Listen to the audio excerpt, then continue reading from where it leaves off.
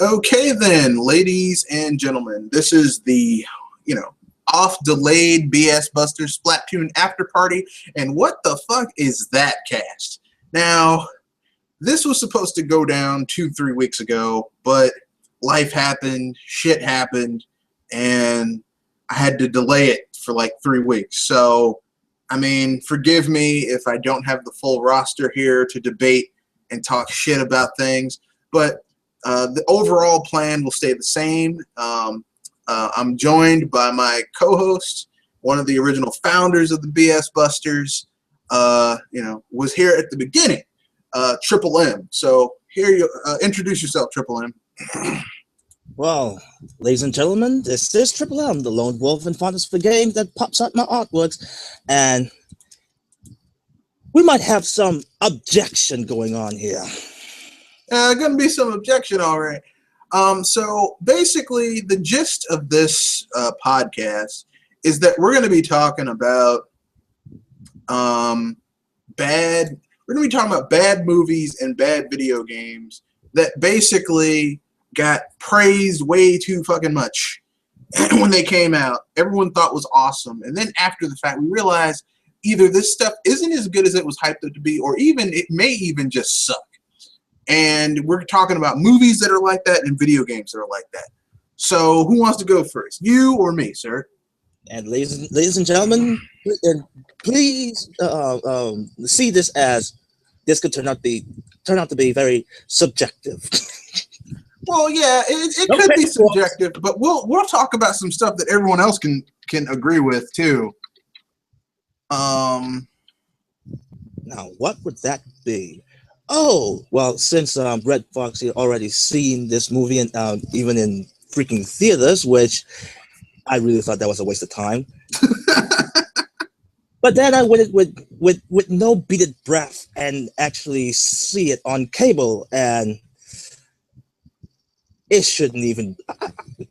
I wouldn't even pay cable to see it. It's the 2014 Teenage Mutant Ninja Turtles. Yeah, that was pretty bad. I mean, go ahead. Tell us your thoughts about it. For some reason, no.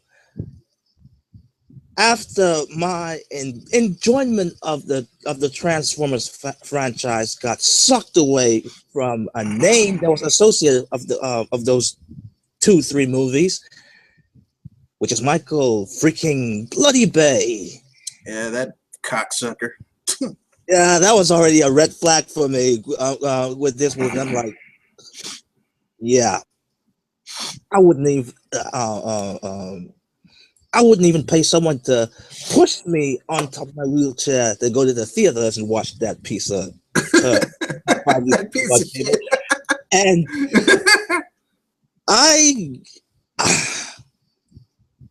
I was a bit pleasantly surprised that even the very tiny, puny, diddly minority of enjoyment I've gotten of that film, but still, it left a sour mouth, a sour taste in my mouth. Yeah, I can understand that. I can see that. I gotta agree with you. I mean, I saw that movie and I shat all over it in my review. I got nothing to say except this. I mean, with me, I can understand why they might. Okay, for the lack of better word, let me just say it like this: they wanted to put some added layer on. No, like here's the thing. At least on the backstory, and even that felt flat. No. Here's the thing. They fucked up the most basic thing about the Teenage Mutant Ninja Turtles in that movie, in 2014's Teenage Mutant Ninja Turtles. They fucked up the most basic thing. It's about Teenage Mutant Ninja Turtles. No one gives a fuck about April O'Neil. We didn't give a fuck about April O'Neil in the 90s when those movies first came out. You want to know how much we gave a fuck? They switched actresses for each one of the films, and we didn't give a fuck. Yeah. We didn't care. We were like, yeah, as long as we saw the Turtles, beating the shit out of foot soldiers or whomever, we were happy. We were okay, we're cool. And pizza, that's all we cared about. And yet you fucked up that. How did you fuck up that? Like, I'm sorry. When you said foot soldiers, that was you said foot soldiers. No, back then you said foot soldiers with guns, and even well, I mean, look, back then we didn't have foot soldiers with guns. And what we had back then was like the most threatening thing we had the foot soldiers do in that film was that when they tortured Splinter. That was pretty intense for a kid, even though it's a puppet. Yeah. That was, but I mean, these things were made by Jim Henson, so you know, which is way better than the CGI they got for this shitty ass film. But I mean, basically, you know, we got what do we get? Let's see, a foot soldier slapped the shit out of April O'Neil, which was kind of funny. I mean, going back at it now, it was kind of funny to see like a foot soldier just slapped the shit out of April O'Neil. She pulled out a sigh that actually belonged to Michelangelo that he threw, and like they had to leave, so he left it. You know, this was the film that taught us our first curse word, which was damn, because Michelangelo said, he's like, damn, damn. You know, I mean, and here's the thing. The general gist of the Teenage Mutant Ninja Turtles is that they're family, right? You've got Splinter. Now, that wasn't the original gist of the character, because originally Splinter was this huge mutant rat that taught these 4 turtles to kill his enemy, who killed his original master, Yoshi, who happened to be the Splinter. And he taught them the same martial art that his master Yoshi knew, which was foot-style ninjutsu. And so, I mean, like, and in the first episode, the turtles kill the Splinter. Well, they kill his doppelganger because they bring him back later, because you can't kill the main villain in the first issue of the first run of the comic book. But anyway, so I mean, that was, and yet this film was like, okay, we're gonna make April O'Neil the main focus. She's gonna get the final blow in on the shredder. I'm like, what the fuck is this shit? And don't get me started when they tried to put. I mean, did you see those shitty editing they did to make William Fisher not the shredder like they wanted to originally? I'm like, why the fuck did you have to make a white person the shredder anyway? Now, I know this is going to sound kind of racist. Actually, it isn't going to sound racist. What the fuck is it with Hollywood always making traditional Japanese or Asian characters white? The Last Samurai. Well, we're going to make The Last Samurai Tom Cruise. Oh, yeah, that's really believable. Yeah. I mean, shoot, if that was for The Last Samurai, if that was a story that actually happened, I wouldn't mind, but oh, stop, no. I mean, yeah, you're gonna let 1800s Japan, like 1860s, 1850s Japan. Oh yeah, it totally makes sense that they would let a white person learn the discipline of the samurai. Yeah, that totally makes sense. But I would say, even though it doesn't exactly make sense, it was pretty darn original at the time, and only that time. No, it wasn't. No. I mean, this is the legacy of Hollywood. Fantastic, yeah. Like they had like Charlie Chan, which was a white guy wearing yellow face makeup. You know, I'm like, what the fuck is this shit right here? You can't get an actual. I mean, and here's the thing: you can't say there are no Asian people in California, which or on the West Coast whatsoever, because I mean, San Francisco has one of the biggest Chinatowns in America. I mean, goddamn! All you had to do was go across the Bay Bridge, and you would have found some Asian people walking around. Hey, well, you can find an Asian person. You can find Asian actors to play the Shredder. But apparently, that would have been too difficult. So they got William Fisher because, you know, why the fuck not? And then they did the shitty editing to edit in the Shredder. You know, I will dine on turtle soup, except in in Japanese. I'm like, come on, man. You guys want to make William Fisher the Shredder, and then when people were like, what type of bullshit is this? You were like, oh shit, we gotta fix it after the fact. So you did that shitty editing job.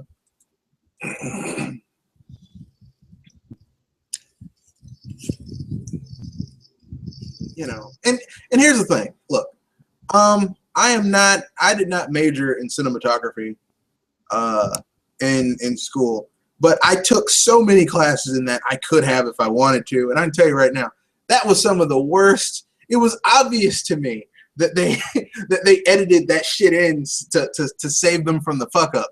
Like, oh, you know what? From my standpoint, you're giving them more credit, because I would say they just made an ad lib. No, they tried, but here's the thing. Once you make a film a certain way, it's really hard to come in and change it. For those of you watching, the Q&A app is open. You can leave questions, comments, concerns. We will answer them because there's just the two of us, so we can get through topics relatively quickly and really get into depth if we want to, because we got time. We got plenty of time.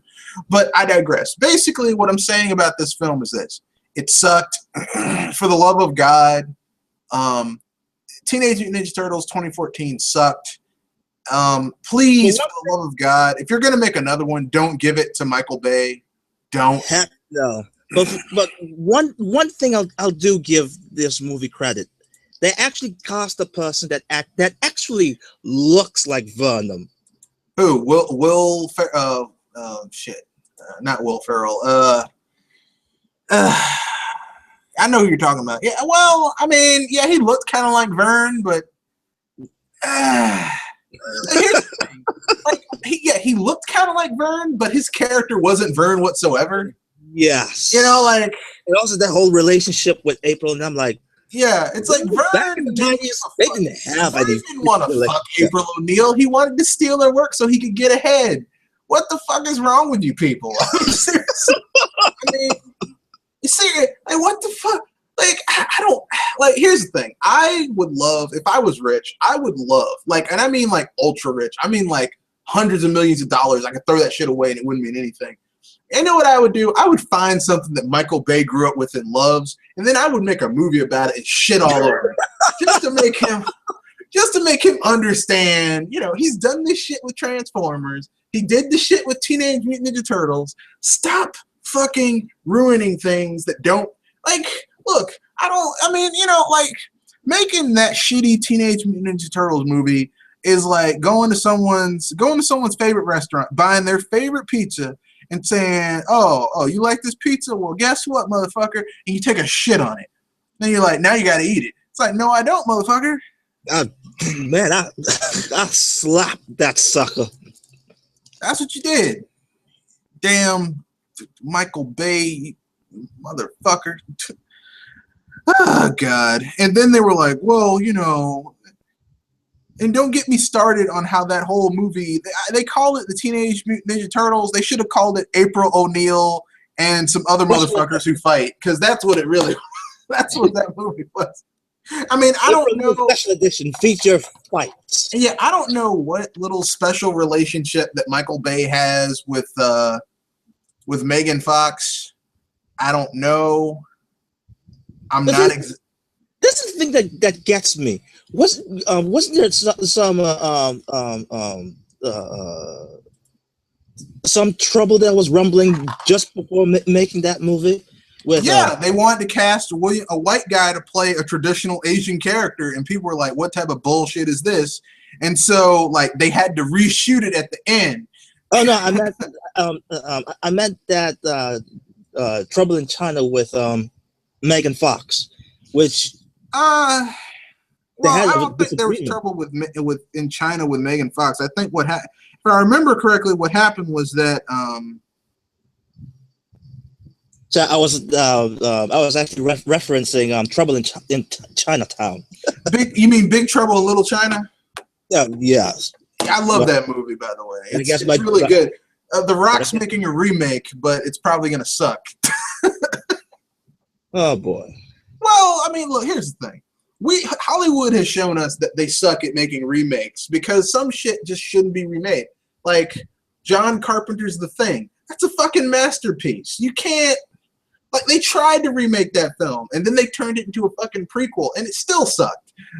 You know. Look, now speaking of The Rock, right? Yeah. Just to refresh my memory. I almost blanked out for a moment there. But anyway, it's just that I just finished watching Hercules. Yeah. It was okay. It was all right. Oh, it got me a bit teary-eyed at the end, but it was okay. Well, I hate to break this to you, but I did not watch Hercules. And the reason I didn't watch Hercules is because, I have an aversion. I have a weakness, you see, and my weakness is this. See, I don't like shitty movies. That's my weakness. The only thing I actually I have a gripe on that movie is, well, practically nothing was practical and everything was CGI. Yeah, I hate CGI, and I know that everyone's like, oh well, that's just the way things have to be now. But here's the thing, okay? CGI is so, it looks so fake. It looks so entirely fake. It doesn't look good. And you tell these people this, and they're like, "Oh well, we gotta go with the thing." I'm like, "Come on, man, seriously." When he was battling the monsters, and especially the freaking lion. Oh my! Even from close, I'm like, I could tell that's CGI. Come on, people.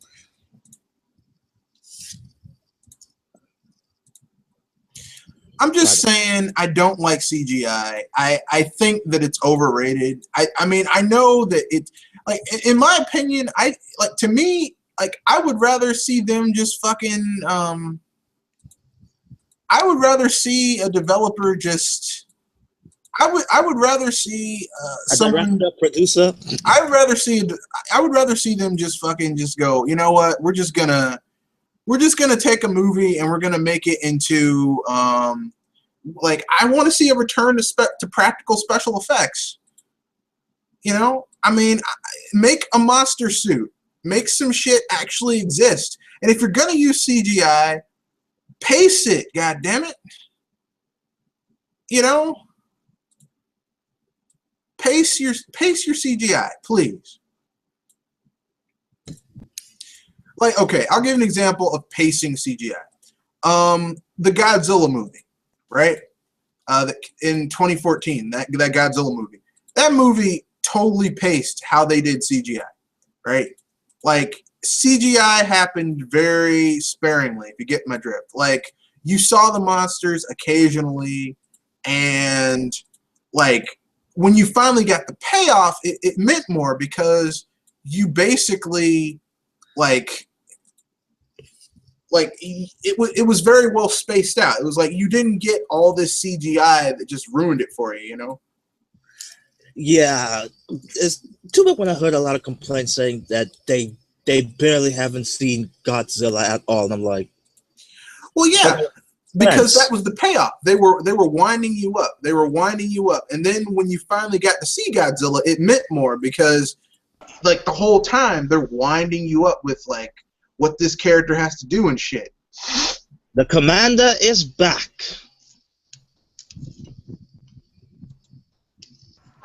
Greetings and salutations, good people. What's up? Can you guys hear me? Yeah, we can. I'm glad you're here. We were talking about Michael Bay's 2014 Teenage Mutant Ninja Turtles, which apparently sucked balls. And I got mixed feelings about that, especially since it was on my damn birthday. Oh, that scar must have been deeper. I got a pretty thick skin. You got to go through half the crap I've been through. I can understand that. Spoken like a Marine. Yeah, I was a little bit differently. When I saw that movie, I was like I knew it was gonna be shit, but I was like, it clearly can't be that shit. And then I watched it and I was like, yeah, it's Michael Bay. Yeah, Michael Bay's like, I accept your challenge, and he threw the gauntlet down. I was like, oh shit. Well, you gotta admit, it takes a lot of creativity to have someone flush a ninja manual down the toilet. Yeah. First of all, how's it And gonna fit? Because I mean, that book was huge, and first of all, if you and good. no, if you have a toilet that's large enough to flush a book down the chute, I have deeper worries about you than you flushing books down a toilet. Like, maybe there's something wrong with your asshole, or maybe you're eating something that just isn't really supposed to be, Eating? yeah, eating. I don't know. I wish you actually heard my side of the story when I finally seen it, Shepard. I was actually giving it some light props, but at the end of the movie, or the whole time that I was watching it, I was like, "Good God, I can't believe I'm actually watching this piece of turd." Well, Yeah, for the record, I still enjoyed it because I went in knowing what I was dealing with. Well, when they said executive Well, producer I was Michael Bay. I was quite surprised. When I was going in, and then I was already prepared for the disappointment, and then when I heard the rumblings of Red Fox, I was like, it can't be this bad, even though it has Michael Bay on it. And well, I was shocked. Yeah, Michael Bay, basically, and here's the thing: Michael Bay has made films that I actually like. He made Bad Boys. He made The Rock.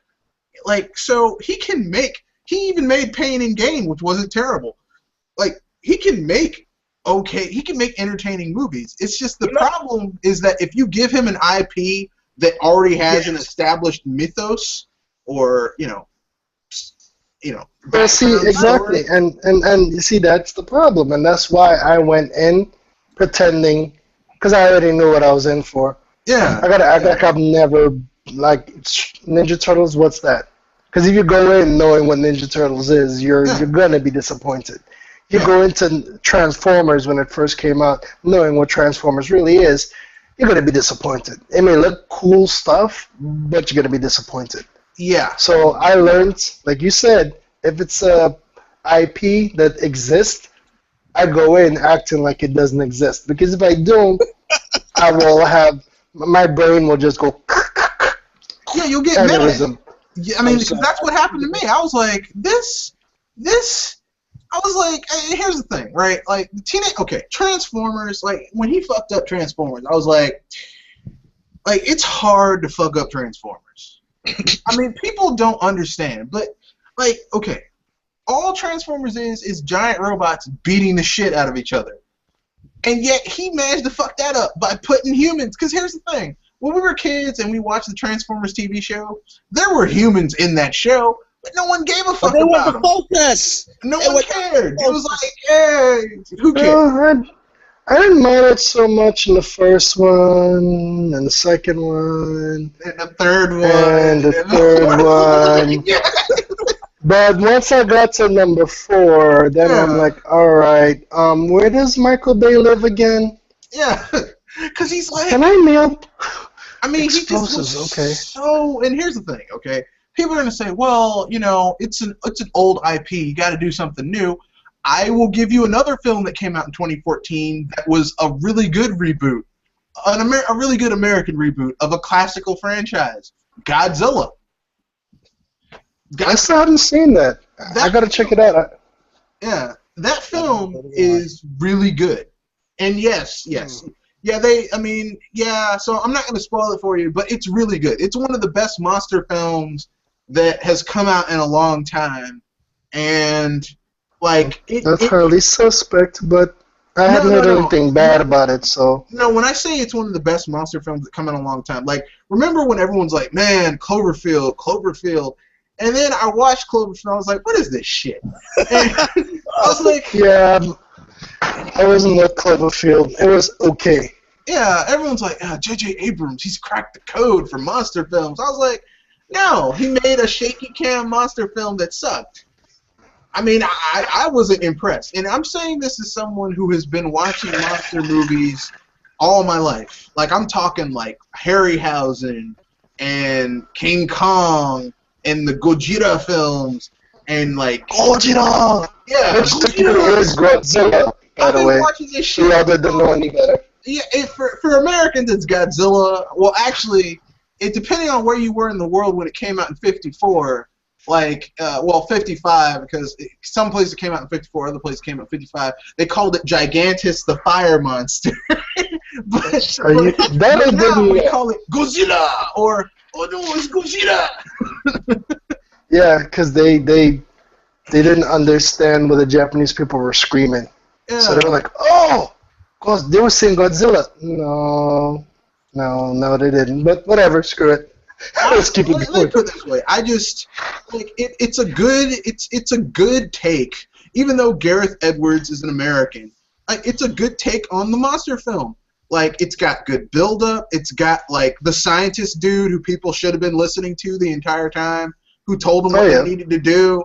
Because I mean that's how you know you're in a good monster film, is that there's the scientist dude who's like, okay, here's what you got to do, and no one listens to because reasons. And then when shit gets bad, they're like, oh, I can't believe this shit happened. Yeah, I can believe it happened.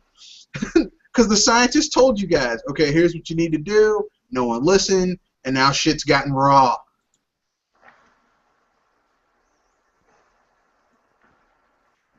But yeah, We're still here.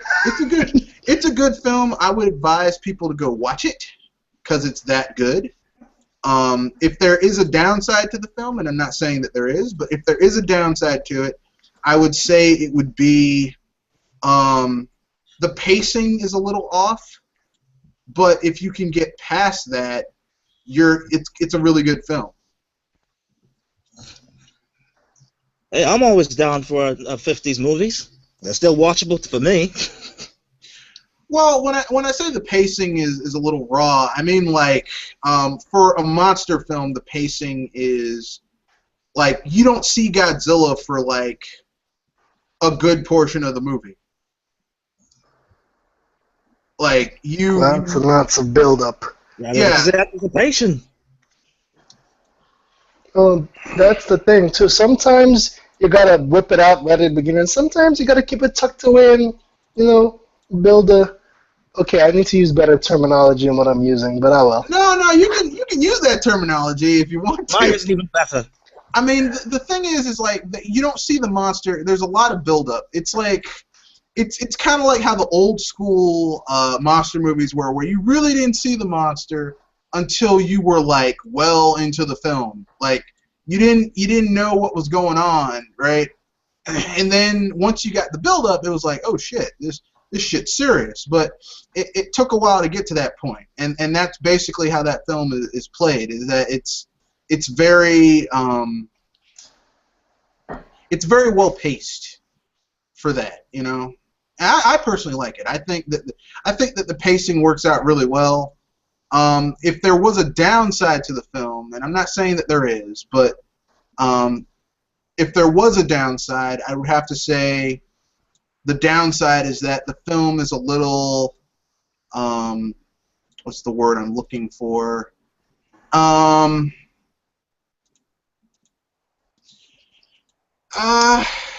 film is... No, I'm trying to find a word that the film makes some baffling choices into who lives and who dies, like midway through the film. And if they had switched that around and changed it up, it would have been a better film in my opinion. But I'm not gonna ruin it for you. It's really good. It's got Bryan Cranston, who, I mean, like, people forget that, yeah, he's done a lot of comedy, but he can do serious too, and he actually sells it. Like, he really sells it. So I would advise you go watch it if you get a chance. It might come out on cable or something. Watch it. Yeah, it's really good. I might probably get it on Turner Classic Movies channel.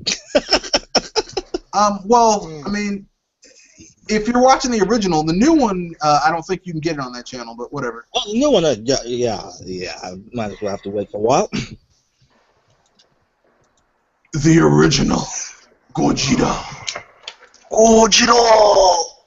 Yeah, I just, that was so racist, too, back in the day. Oh, no, it's Gojira! Well, technically, that's how they sounded when they spoke English at the time. Granted, It's Gojira! Then that kind of reminds me of the whole blaxploitation, but that's not the type of conversation we should be having right now. Yeah. Well, I mean, if you wanted, I mean, the thing No, no, is, no, no, no. I'm not touching that subject. Let's move on. yeah. Well, I mean, Yes, there's already a couple of persons that already made a podcast about that, which is Gamers at Large. Go check them out. oh really? Actually, I haven't seen I it didn't yet, know but that. it's supposed to be really good. Mr. T and J covered it, I think, Friday or Thursday. Huh. Oh, that's fairly interesting. Um, Yep. I mean, the thing that people need to realize is that really good films is, I mean, and now we'll switch it over to the video game that came out that was like really overhyped, and then after the fact we realized it sucked. It wasn't that Wait, good. hold on. That's 90% of the video games that come out of late, so you got to be more Well, specific. we're going old school. Especially if with it this one. belongs to Port Station or. Sorry, go ahead. We're going old school with this one, so we're gonna go with something that's a little old school with this one, because I mean, why the hell not? I mean, why do we always have to go with, you know, the easy pickings, if you will? So Can I piss some people off then? go ahead.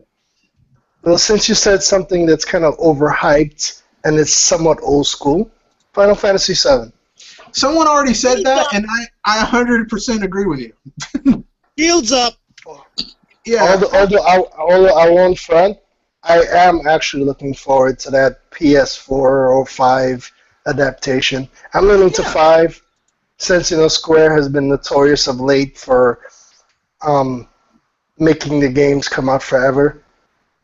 So, I'm leaning towards my PS5, PlayStation, Final Fantasy VII game. But But you know what? You got to give Square Enix credits, because at least they're following the path of Miyamoto's teachings, which is,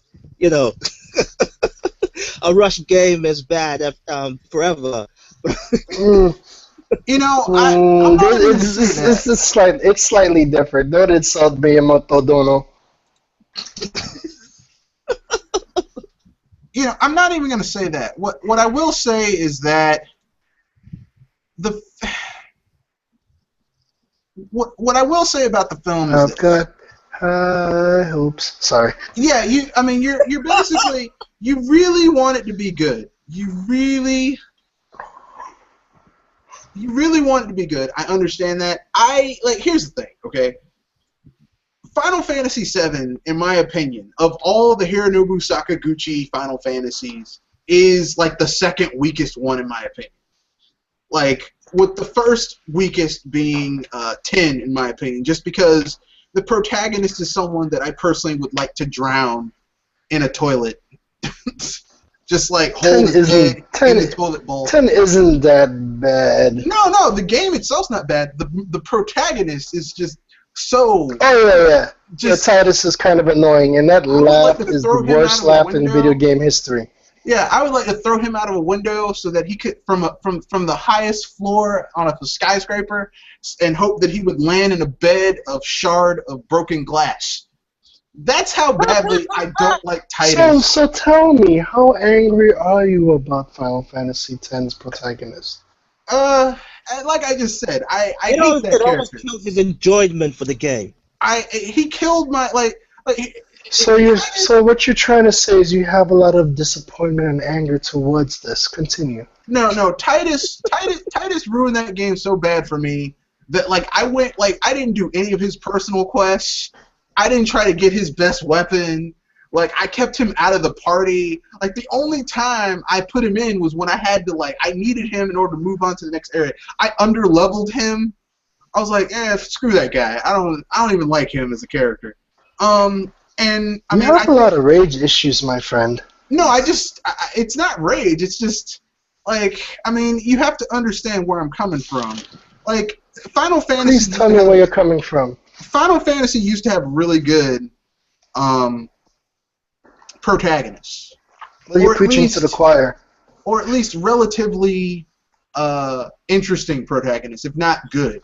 Like, I mean, Yeah, to all listeners, Final Fantasy VI is one of the greatest video games of all time. Yeah, Continue. the first three games on the NES, okay, you kind of had. Well, the second one had interesting characters, but the first and third ones had like Yeah, blank I'm with canvas. you.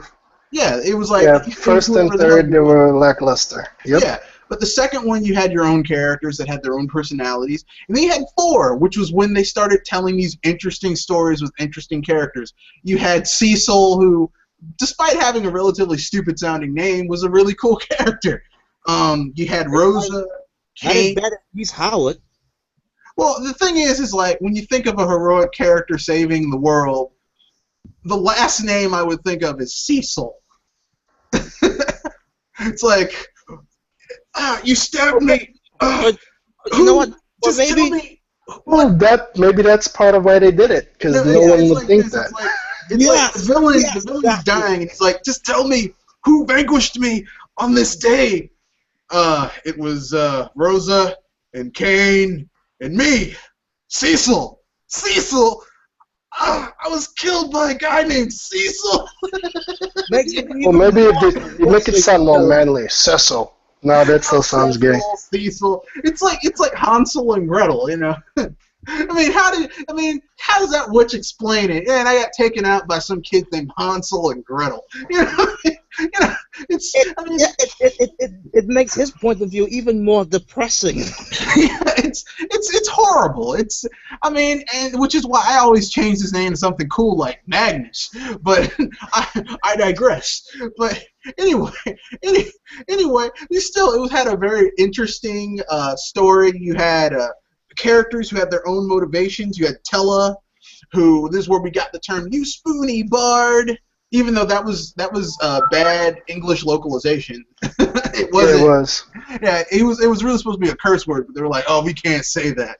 Oh yeah, here's a fact check, fans. A lot of anime, video games, and manga have cursing. Deal with it. Oh yeah. We get a lot of censored. When you see someone translate and they drop the F-bombs and stuff, you're thinking, oh, that translator is just being vulgar. No, he's actually giving the correct translation. Exactly, because I have the fan translated, like, closest to the Japanese translation version of Tales of Fantasia on the NES, well, the SNES, the Super Famicom.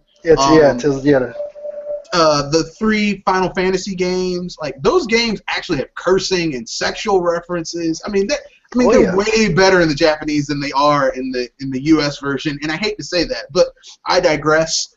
It's the truth. Real fans should know this by now. Same thing for anime. The anime version, the Japanese version is usually better than the localized version. They've been getting better the last decade or so, but Japanese version is still better by far. Yeah, except for Akira. Oh, and Dragon Ball, because I can't stand Goku's voice in Japanese. Yeah, I don't even watch the anime. But I read the mangas that were directly translated, and those are pretty good. The manga's usually the manga is way better than the anime, but that's a different conversation. Yeah, but Given.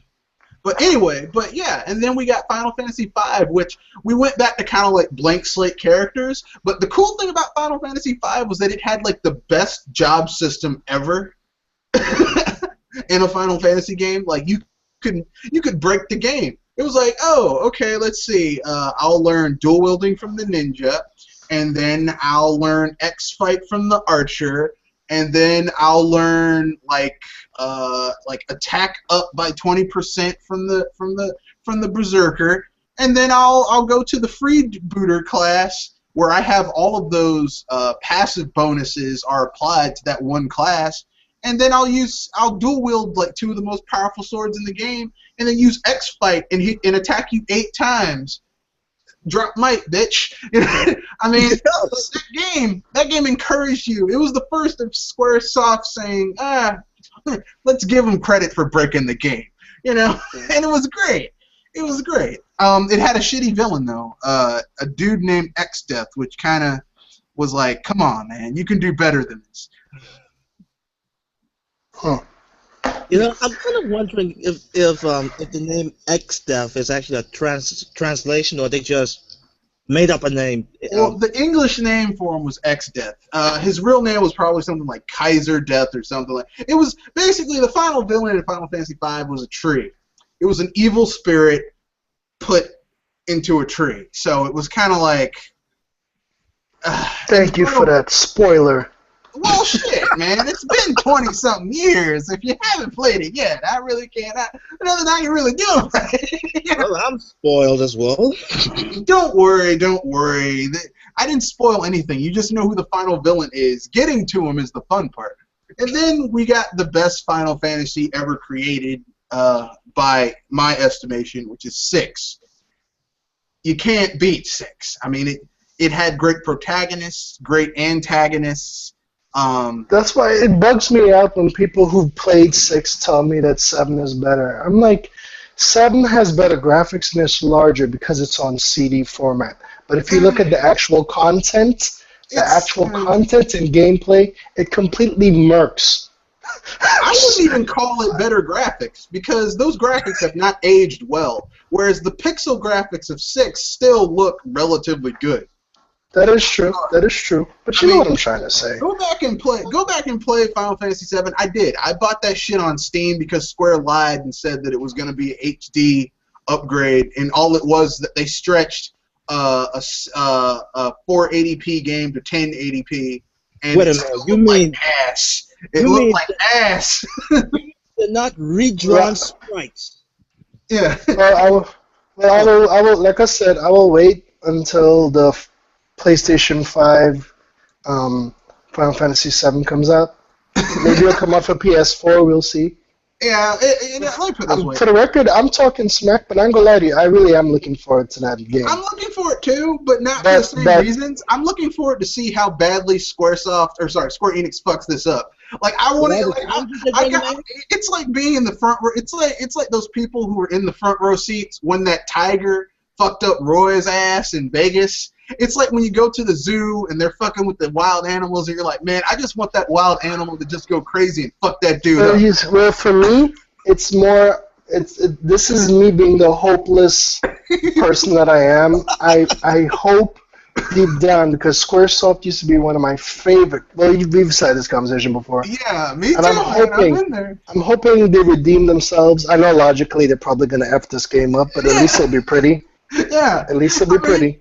That's how I'm feeling. Like I want to see this train wreck. I want to see it happen. I want to be the guy that like, man, I knew this shit was coming. I want to get the camera.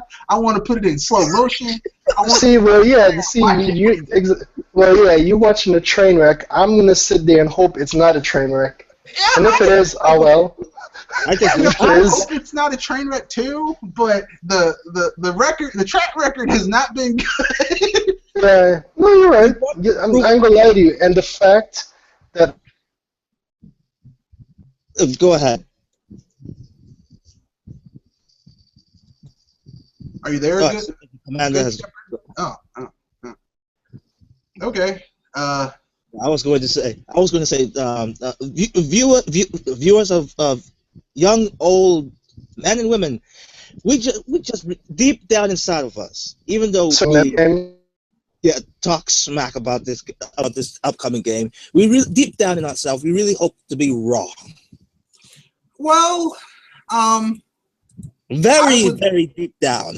I would love for it to be good, but I don't see it happening.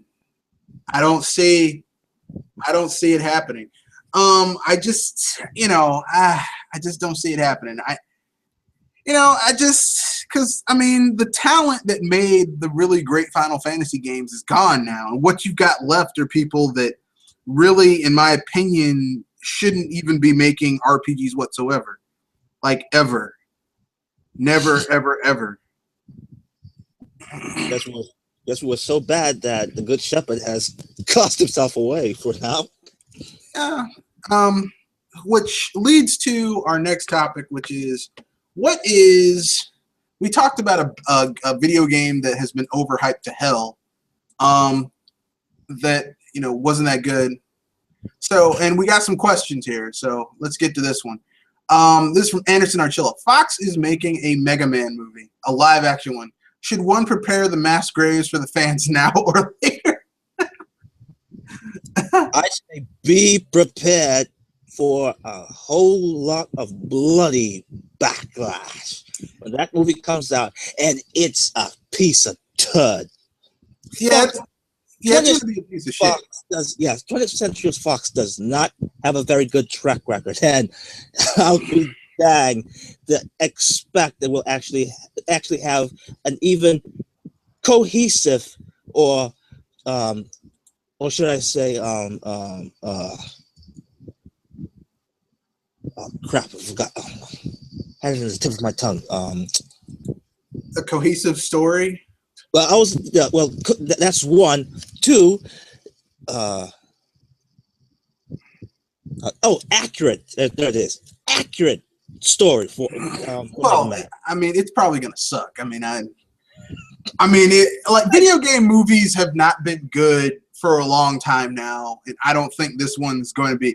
I mean, because it's so simple. You have a fighting robot going up against 8 robot masters in order to defeat an evil scientist, and yet Fox will fuck that up. So I mean, it's.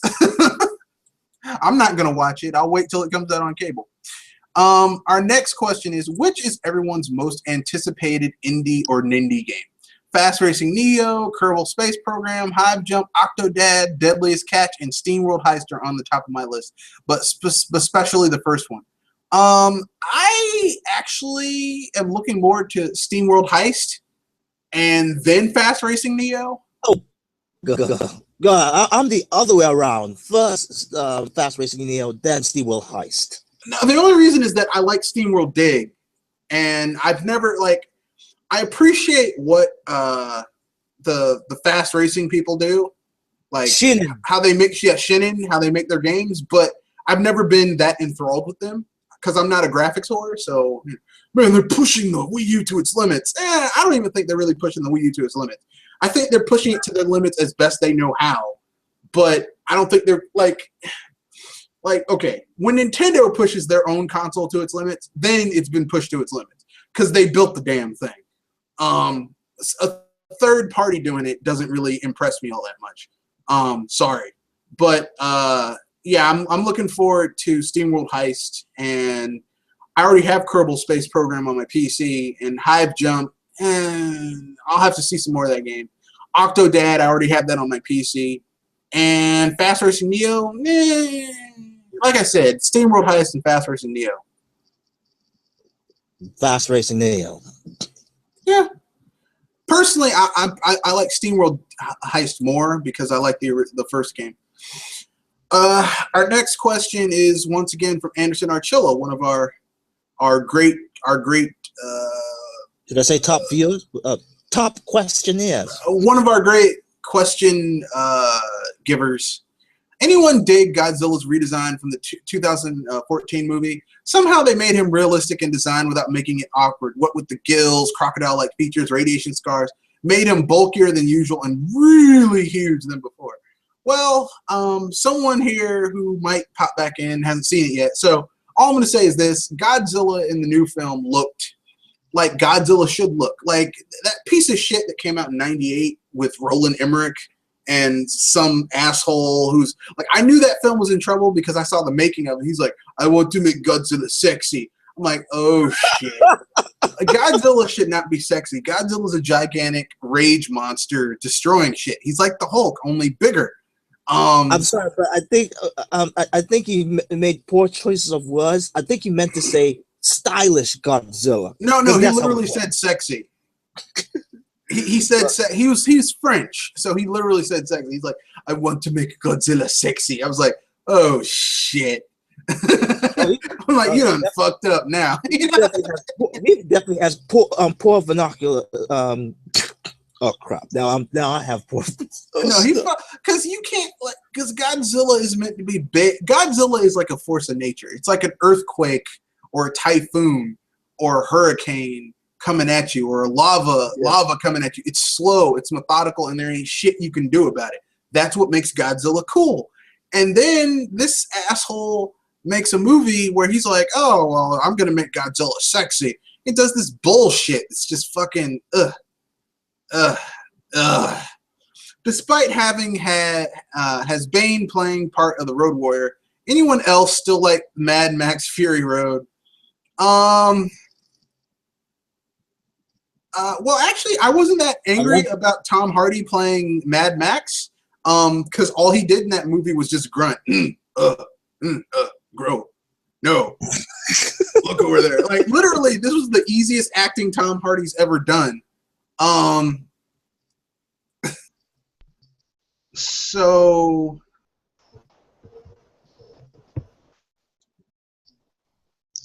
Alrighty. So basically, this was literally like this was like the shortest he'd ever done, you know? And so that essentially, I mean, you know, this was the easiest shit he'd ever done, and it was kind of cool. You know? I mean, I'm not going to get mad at the dude, because really the best part about Fury Road was actually Furiosa, which was played by Charlize Theron with a robot arm, which is kind of cool. You know, here's what people don't understand about Mad Max films. They don't have a lot of dialogue. That is true. They don't. Like, I think the one that had the most dialogue was Mad Max Beyond Thunderdome. And the only reason people remember that one is because Master Blaster and two-man enter, one-man leave. That's the only shit people remember about that fucking movie. Like, no one, like, they don't have a lot of dialogue. They don't. And there's nothing wrong with it. It's just they don't. They don't have a lot of dialogue. They're good films. It's a post-apocalyptic world. What is there to actually have a discussion about? They could talk about how shitty life is. Okay, we have another question here. It seems Cuphead will be like Contra or Gunstar Heroes with a Tex Avery aesthetic. Will this cement the idea that cartoony games can be and are some of the most brutal games around? It could. I don't know why, because we've seen games that done that already in the past. Yeah, I just think that a lot of gamers think that being an adult means that you play games that are considered by the masses as adult. So they think that when they get they think that it's okay for young kids to play a Mario game or a Legend of Zelda game or, you know, whatever, a Donkey Kong game. And then they think as you get older, well, I graduated to big boy games. There's no such thing as big boy games, because all video games are fucking video games. Video games are a toy, okay?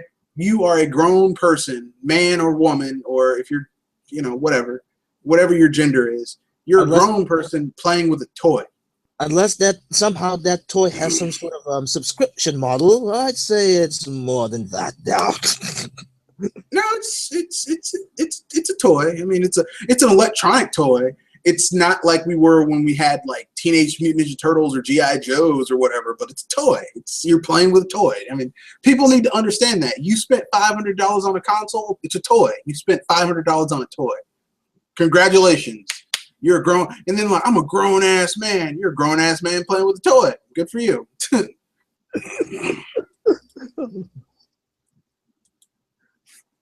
Okay, so anyone else dreading Blade Runner 2 and Ghostbusters 3, why would they defile such a classic, and why bother with another Ghostbuster movie without Harold Ramis? The video game fills that. You're right. I didn't hear about Blade Runner 2, but if they're making a second one, like, it would be easier for them to make a Blade Runner 2 than Ghostbusters 3. And I'll tell you why. Because Blade Runner, even though, like, you could have taken Harrison Ford out of Blade Runner 2, and it still would have been a good movie because you had, like, the aesthetic of it being in the future and you have these replicants and all this shit going on. Like, you could do another Blade Runner and have a different character doing shit, and it would still be pretty good. I really need to look that up again. Ghostbusters, Blade Runner. Ghostbusters, there shouldn't be another Ghostbusters because Harold Ramis is dead. You know, and if you don't have Egon, how the fuck are you going to do a Ghostbusters without Egon? And I know they're like, well, we're getting, you know, the female Chris Farley. The female Chris Farley and her friends to play Ghostbusters, and I'm like, I don't know, man. It's really hard. It's like Three Stooges. It's really hard to fill those shoes. And I saw that movie, and it was fun. It had the same gags, the same jokes, but there's just something about the original. You can't change it. You can't, you just can't change it. With Ghostbusters 3, they might as well just name it the New Generations of Ghostbusters. That would have been better. Like, okay, if they had taken what they did in Ghostbusters, Extreme Ghostbusters on the animated series, which was actually which is actually directed by Harold Ramis, that would have actually been a really good idea. You make a Ghostbusters thing, but you make it with young people. And since Egon is dead, Harold Ramis is dead, maybe you get Peter Venkman or what's his name, Ray Stantz to take the role of the wise mentor, like the old Ghostbusters who've seen some shit. Old guards. Yeah, the old guard. And then you could do that, but I don't want to see, like, they're like, we're going to make it all-female Ghostbusters. Why? Why the I don't get that. Why? I don't. Alternate timeline. It's not because women are playing the Ghostbusters. I'm like, why didn't you just get like a crew of young people to play it? And then it would have been really interesting. I don't. Why get Jenny McCarthy? I don't get it. But whatever. Seeing what Pixar is coming out with Cars 3, Incredibles 2, Finding Dory, Toy Story 2, and The Good Dinosaur, is it safe to say that they've lost the touch and become similar to DreamWorks? Actually, to tell you the truth, I just think they've lost the touch. When they got bought by Disney, that was kind of like the end of Pixar being Pixar, because Disney buys IPs and then milks the shit out of them, or they just let them lie dormant because they don't know what to do with them. Like Disney doesn't even use their own IPs. Well, they don't use their own shit. They use other people's shit. Like, we're getting a Star Wars movie every year for the next 3 years. What the fuck? Every 3 years? No, every year for the next 3 years. Oh, so no. We're getting Star Wars episode 7 this year, then episbe 8 next year, then episode 9 the year after that. Every fucking year we're getting a Star Wars film.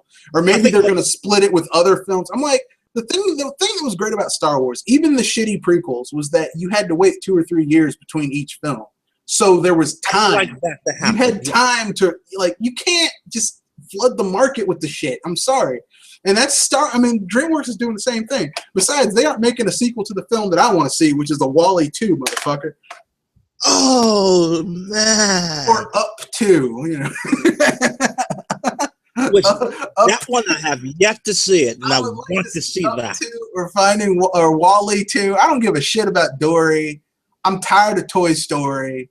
If Pixar was gonna make a sequel to The Incredibles 2, they should have made it like 5 or 6 years ago.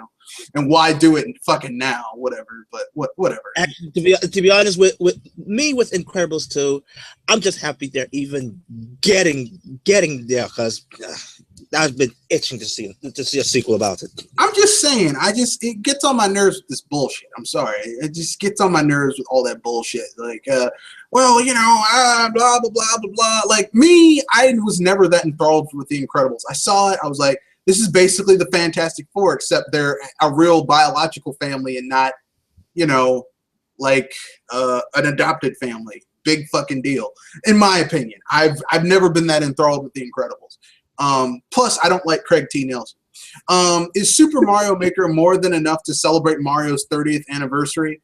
It would be cool if we were getting a mainline Mario game, but technically speaking, you're getting a Mario game that can be played for 5, 6, 7, 8, 9, 10 years after the fact. So, I mean, that's actually pretty damn cool. And since I don't think Nintendo is going to drop support for the Wii U, since they've got games that will continue to sell, and make it full price or sell bundles for the next like 4 or 5 years, I think that they're going to stretch out the life cycle of the console. So we might get another Mario game on the system. I doubt that, but yes, people, the Wii U doesn't exactly need saving because it's still alive and kicking. No, I think we might get another, maybe not a mainline Mario game, but I think we might get another Mario game on the system. Even if it's just like another Mario Wii U. Another sports game. I'm still waiting for that Mario Golf, Nintendo. Yeah. Are the reviewers... Go on. No, go ahead, dude. Well, I had another plan, as in for this 30th anniversary. I wish they actually didn't do the Super Mario All Stars till this year, and actually put the original NES versions of those games. You know, Uh, with Mario Maker. what can I say? Um, Personally speaking, like it would be cool if they also released, like, if you bought a Wii U early, like in the first year, I think you should get like a discount. Like they should be like, hey, this Super Mario, here's on top of Super Mario Maker, you also get Super Mario All Stars, like the SNES version. Boom, here you go. That would be cool. But I mean, Nintendo has always been kind of iffy about how they do anniversaries. Here's hoping they do better next year with Link's anniversary, because, damn it, I need Zelda Wii U, motherfuckers. Our next question is, are the reviewer boot camps that were held for Phantom Pain hilarious or terrifying, or both?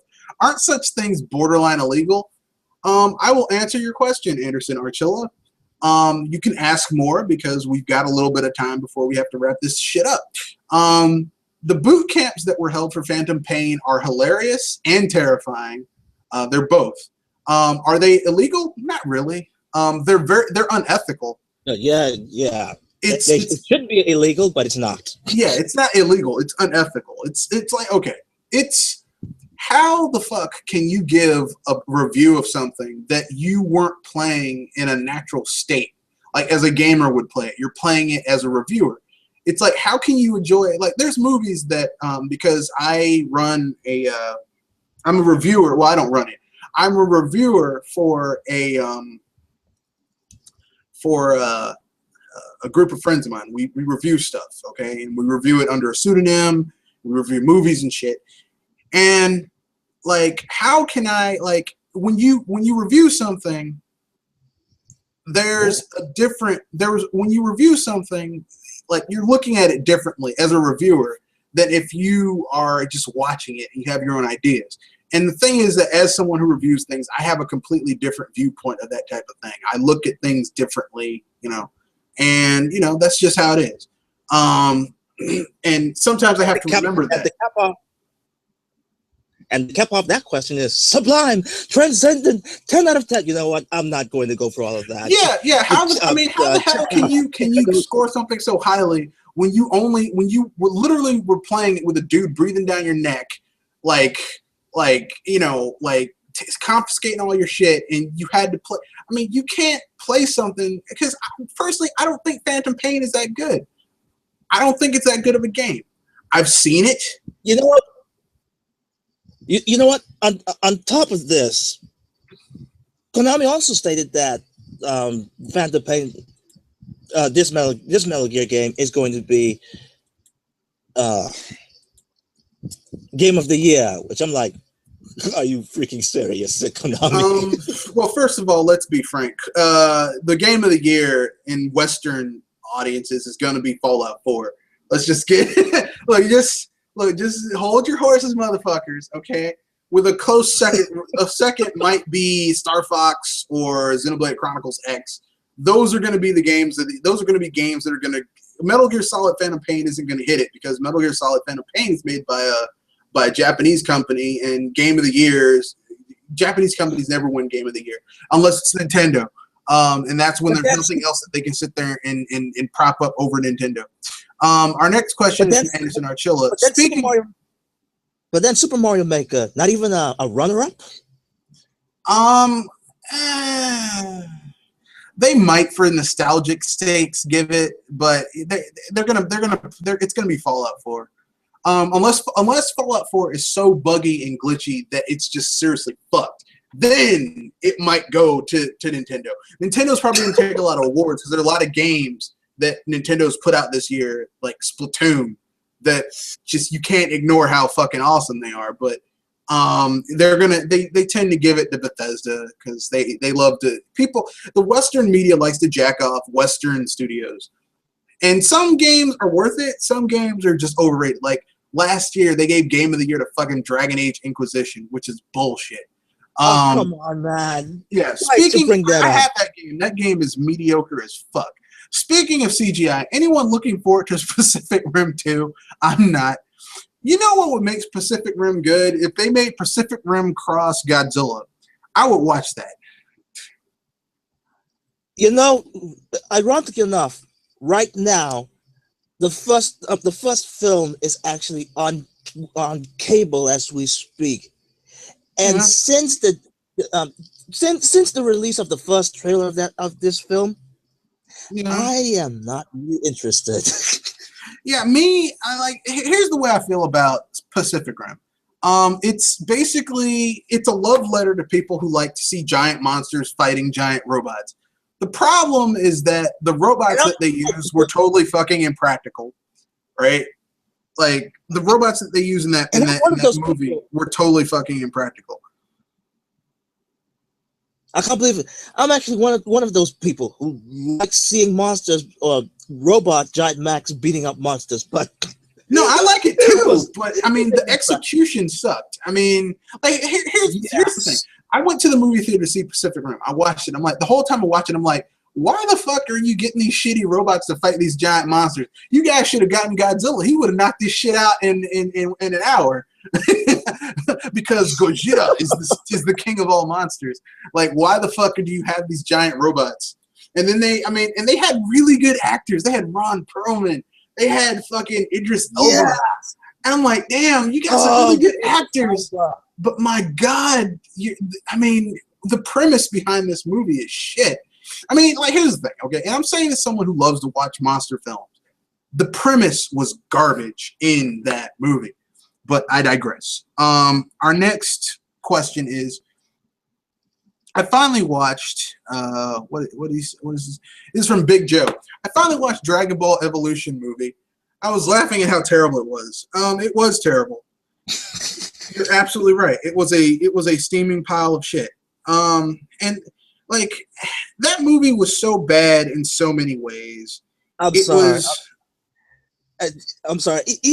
Even the premise on it alone was terrible. But the thing that really made me laugh my bloody buttocks off is the energy balls are wind. And I'm like, that's it. I know for sure I'm not going to watch this movie.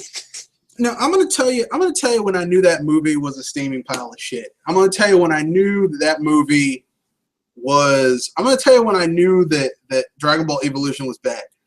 Like before I watched the movie, when they showed who was gonna play Goku, I was like, you got a white guy to play an Asian character yet again. Yeah, this movie's gonna suck. Now here's the thing. Here's the thing. I would actually disagree because Goku is actually an alien being. So now let me explain how that's how that's bullshit. Okay, and I'll tell you why. Because in Japan, if you read manga, right, all those characters are very heterogeneous. They're very like they don't look really like Japanese, but if you look at them do their live action thing, they're all Japanese actors, right? Like it's like here's the thing, like I know that Goku is a Saiyan, but wouldn't it be weird that like a Saiyan wouldn't look anything like the people that he's around? Because it's like Avatar: The Last Airbender. Yeah, technically speaking, they aren't Asian, but it's a very Asian-centric show. So why the fuck would you cast in the movie white people? You get what I'm saying?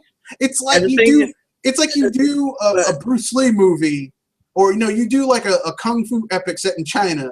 All the actors are white. Like I don't, you know what I'm saying? Like there's a problem. There's a problem there. You can't really let that shit slide. When they got that white guy to play Goku, I was like, oh, this is fucked. But then with me, it's not even just a Caucasian person. It's a Caucasian person that doesn't even have a Asian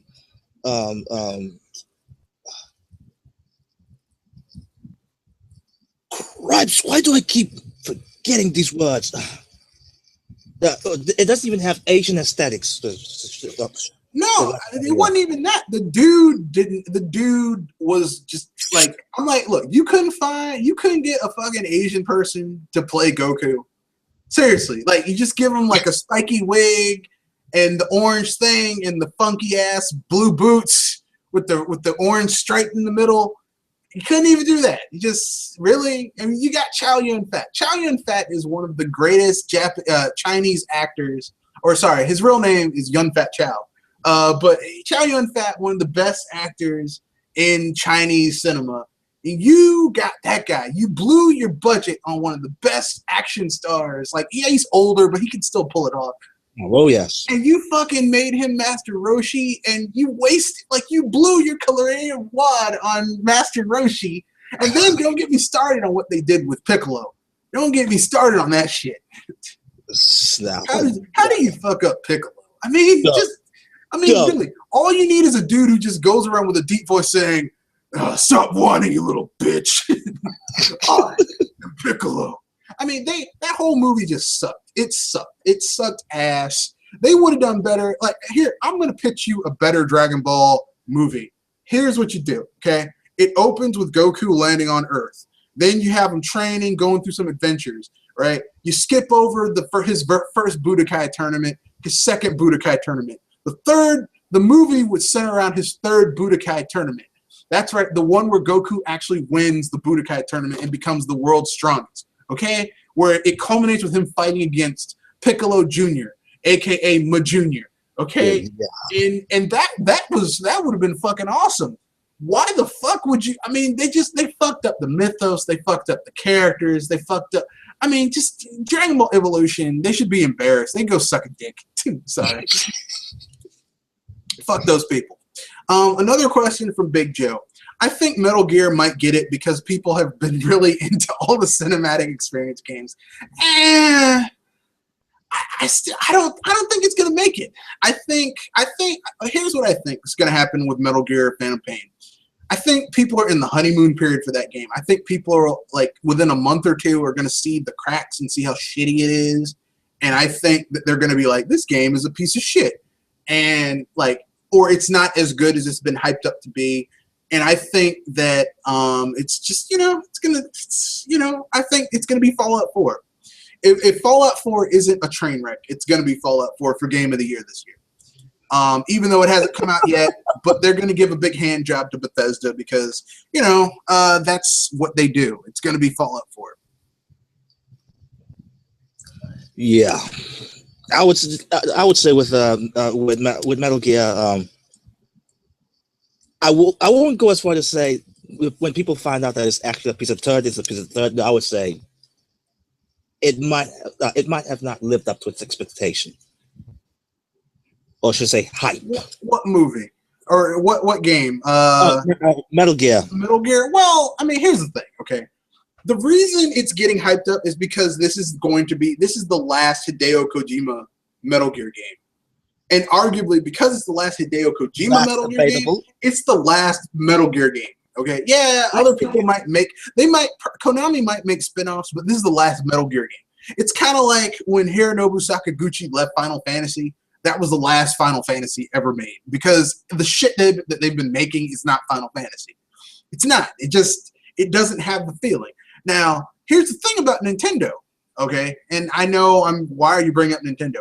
Nintendo, people are like, why are you bringing up Nintendo? Because Nintendo did something very interesting. Eiji Aonuma is making the next Zelda game, right? He's been making Zelda games for a while. Miyamoto has had less and less of a hand in what these games are being, and yet you would not be able to tell because they've given it to someone else who's young enough to still stick with it for a while. Same thing with the Mario franchise and Metroid and all this other shit. Like the original guy who made Metroid did not work on Metroid Prime, and yet Metroid Prime feels very much like a Metroid game. Get what I'm saying? So even if the original person isn't working on it with Nintendo, it still shares the same DNA. You can tell that there's a continuation. You don't feel like you're losing out because the same person didn't make it. Whereas I guarantee you, if they make another Metal Gear game, it's not gonna be a Metal Gear game because the main dude isn't working on it. Like Ninja Gaiden isn't Ninja Gaiden if you don't have Igarashi working on it. So, you know. Unless they go back to basics. Well, if they go back to 2D, walking around slicing dudes, yeah, maybe, but I don't think he's going to get that point. Because, you know, gamers today, not all of them, but a lot of them don't want to play a 2D hack and slash game. That's kidding. Our final question from Big Joe, that last one was from Big Joe as well, but this one's from Big Joe too. I was thinking they could do a Mario Galaxy 3 for Wii U since it's technically not a new 3D Mario game, since it's a continuing a previous series. I would love a Mario Galaxy 3.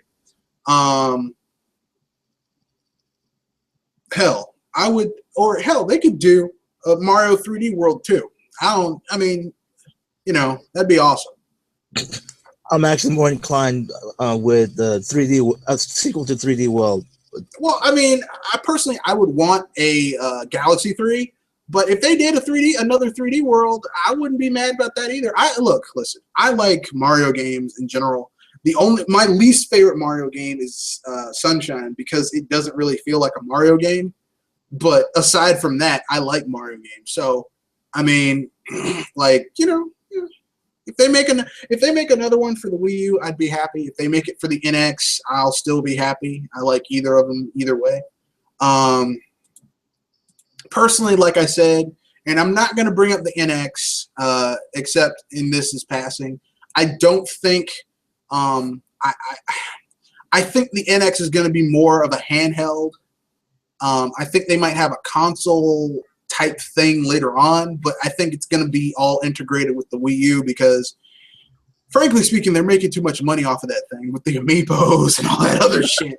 So, like, I don't think they're going to let it. I don't think they're going to kill it off because there's room for people to have all this shit.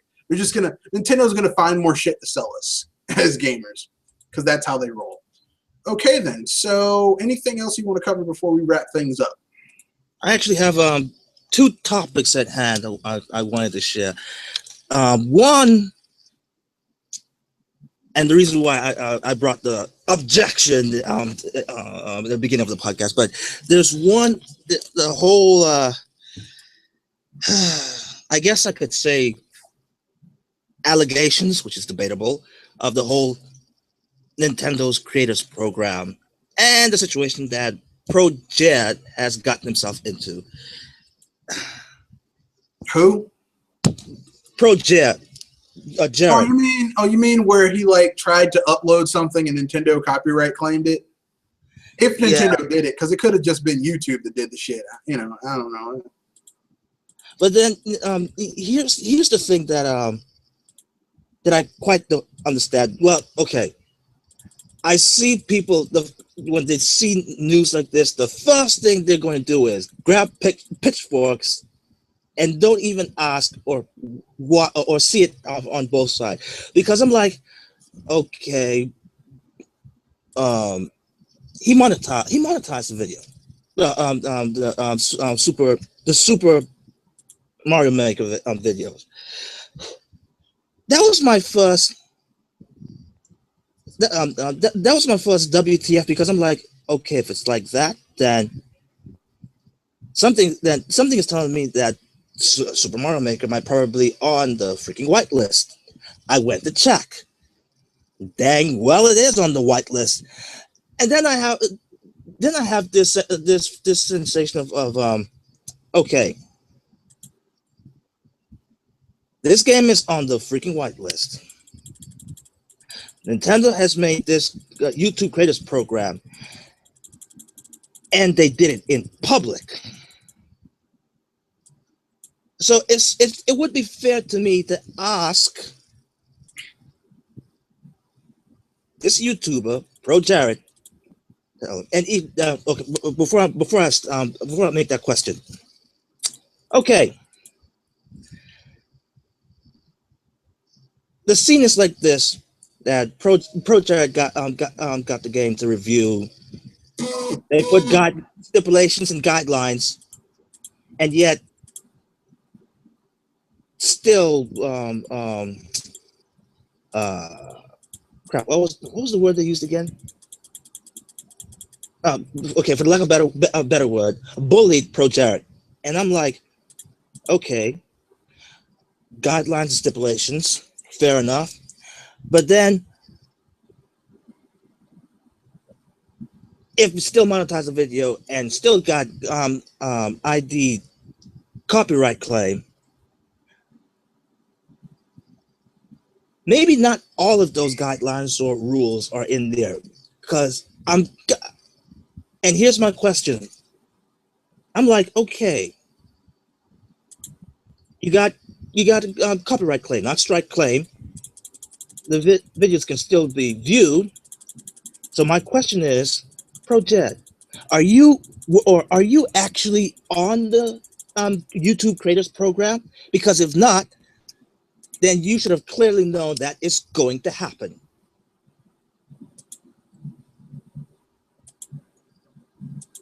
And yet people are still like, still going like, demonizing Nintendo for it. I'm like, dudes, it's been known for quite a while. You think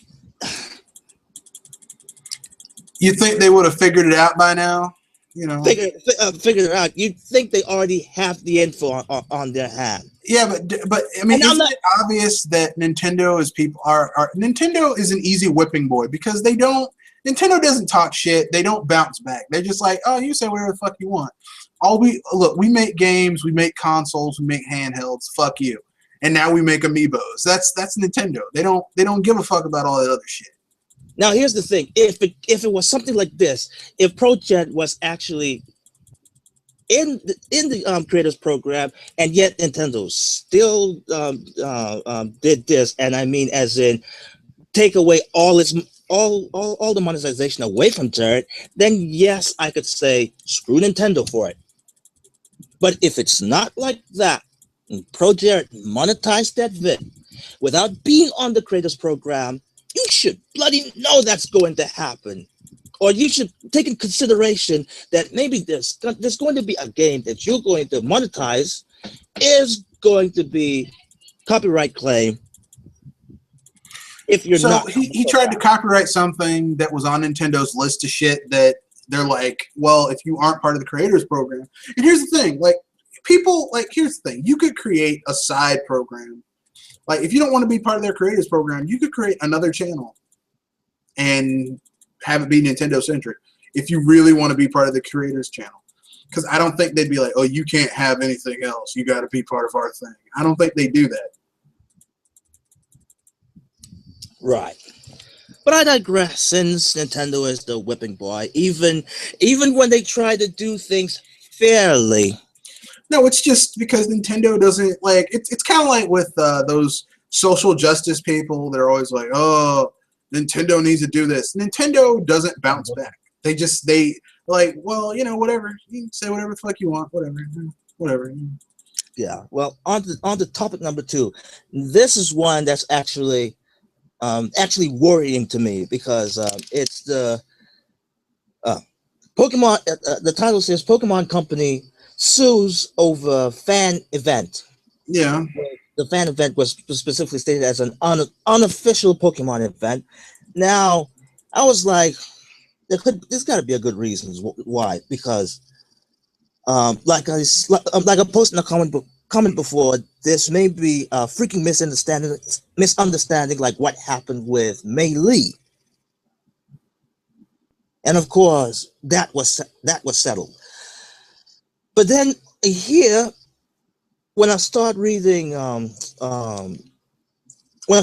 article, when the first thing that actually got me a bit puzzled is when I'll read it verbatim. An Eventbrite page for the party has been taken down, but GeekWire reports that the event was to include an amazing Pokemon mashup, Pokemon-themed shots and drinks. That was my red flag right there. Smash Bros. Tournament with cash prize. Another one. Dancing, giveaways, cosplay contests, and more. Now, when I saw the words shots and drinks, clearly that's alcohol, and I I'm pretty sure that Nintendo or at least the Pokemon Company does not want to affiliate with their IPs with alcoholic beverages, even though it's a um, unofficial event. It's still tied to an IP of the Pokemon Company. Also, the cash prize, when money's involved, yeah, be prepared that you might there could be some Problems. yeah, some legal boundaries that's going to pop up. Just expect that to happen. And I'm like, when I um, when I try to think of the whole evil with Street Fighter 2, the Street Fighter franchise, and I'm like, I can't remember as far back if Evil actually had some sort of shenanigans with Capcom, but I guess if that never happened, that means good on Capcom for going the right way, and even though still raking up money on the tournaments. But yeah, but then when I saw what kind of a lawsuit that the Pokemon Company what it was said about is blatant and willful not patent, I mean IP infringement. Well, it was. I mean, like, here's the thing. People got mad at them about, oh, well, they shouldn't do that. I'm like, look, let me tell you something, okay? The only people allowed to make money off of Pokemon is the Pokemon Company, okay? Like, if you're some asshole from, I mean, like, if they had this party and they hadn't been using Pokemon to make money, because here's the thing, they were charging people, right? If they hadn't been charging people, if it had been free, Nintendo wouldn't have said shit, probably. They would have been like, oh, well, whatever. Oh, shoot, I forgot to even state that in addition, okay, let me read this. Posters for the event featured Pokemon creatures, Pikachu and Snivy, which is, yeah, might as well ask permission. But then, while organizers used Pikachu's likeness to market the party on Facebook, There you go. Yeah, Nintendo is already on Facebook, that's already a mudsling in the fan. But in addition, this is the tricky part. It was not a free party, as tickets for a sold-out event, now it's in fifth year, went for $2. Now, I know this is actually, now, how they said it, this is the fifth time that they're actually doing the event, but they didn't exactly stipulate if all 5 events was actually advertised on Facebook. But well, since Nintendo was doing the hackathon with the Mario Maker on Facebook, yeah, you be prepared to get in these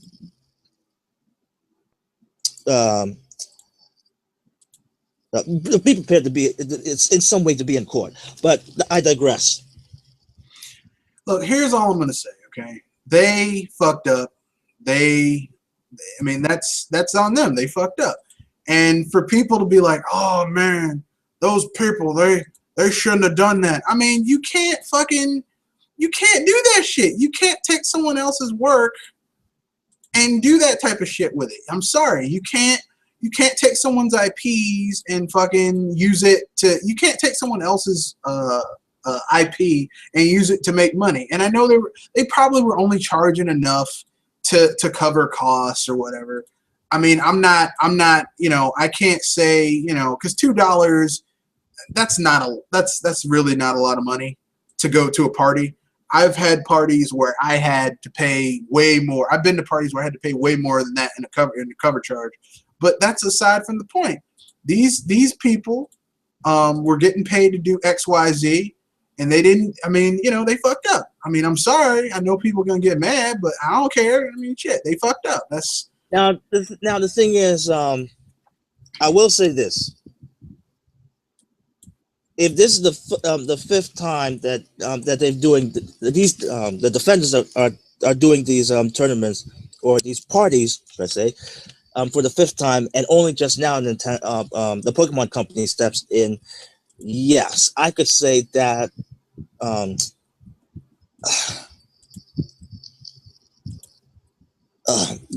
that could give the defendants an edge over the Pokemon Company. But Yeah, now, well, they probably did some shady shit. Because I'm gonna tell you right now, okay, if I kind of went, if I had a Pokemon themed party and I didn't charge, and I didn't, you know, advertise it over the internet, probably could get away with it. Now, with me, I wouldn't say shady. I would say if they did something completely different on this fifth event they do, then yes, yeah, there's a ground that Nintendo could walk on. I mean, you can't use other people's shit. You can't use other people's shit to make money off of it. You can't do that unless they if they specifically ask to use it. Because I'm going to give you an example of what I mean. Okay, when I was in AmeriCorps City here, we used what's it called? What do we use? We were using Dr. Seuss's characters. We would paint them on stuff, and that's what we did. And guess what, dude? We were doing non-profit work, like good stuff. But guess what? Because we didn't ask permission, we got in trouble.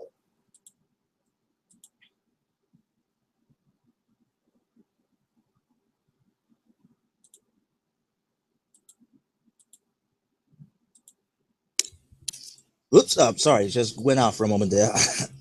Yeah, because we didn't ask for permission, we got in trouble. We got in deep shit, okay? And we had to pay the consequences, dude. I mean, they didn't sue us, thank God. But we couldn't use Dr. Seuss's stuff anymore. And we were painting shit in schools and shit to beautify the schools and help low income people and shit. And yet we couldn't do it anymore. So, I mean, it's about, I mean, I know some people are going to be like, how dare they do that? It's their shit. Unless you are the dude who helped make Pokemon, then you have the right you can draw the picture as much as you want. But even then, I bet he's part of probably signed an agreement or some shit. So people need to chill the fuck out and give the devil his due. I just hope that there's a mutual understanding on this, that this is not going to get any freaking worse, or someone's going to hijack this story and make it another ridiculous stance. People can hijack it all they want. Frankly speaking, all I'm going to say is that people need to understand that some shit is just, some shit is some shit is not your concern. Some shit is not your business. Some shit, not everything is for you,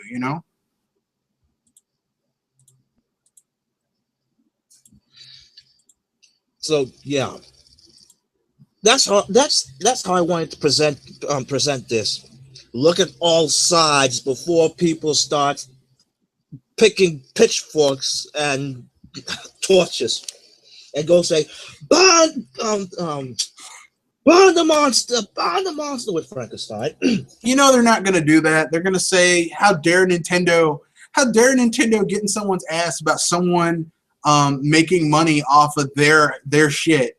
Those bastards, how dare they? They should just let Tom, Dick, and Larry just use their shit to make money. What's wrong with them? But yeah, since we are Nintendo fanboys, or say corporate slaves, we have no saying in the matter. Even though we try to be as I'm a Nintendo. I find that hilarious when they're like, "You're a Nintendo fanboy." What the fuck does that even mean? I guess yes man for Nintendo, but even I can't see myself that way. So let me get this straight. I should get mad at the company that got me into gaming because they don't do everything I want them to do. Do you know how stupid that sounds? That's like getting mad at the first person who sold you your first bottle of booze because they don't sell exactly what you want now that you're older. No. It's like this. We should be mad because we actually let Nintendo build their strength on us. So we should have some passing. I mean, I've never seen people who are so damn close-minded. Let me rephrase that. Not some passing. We should get all the pass as fans. But I digress. People get on my nerves, that shit.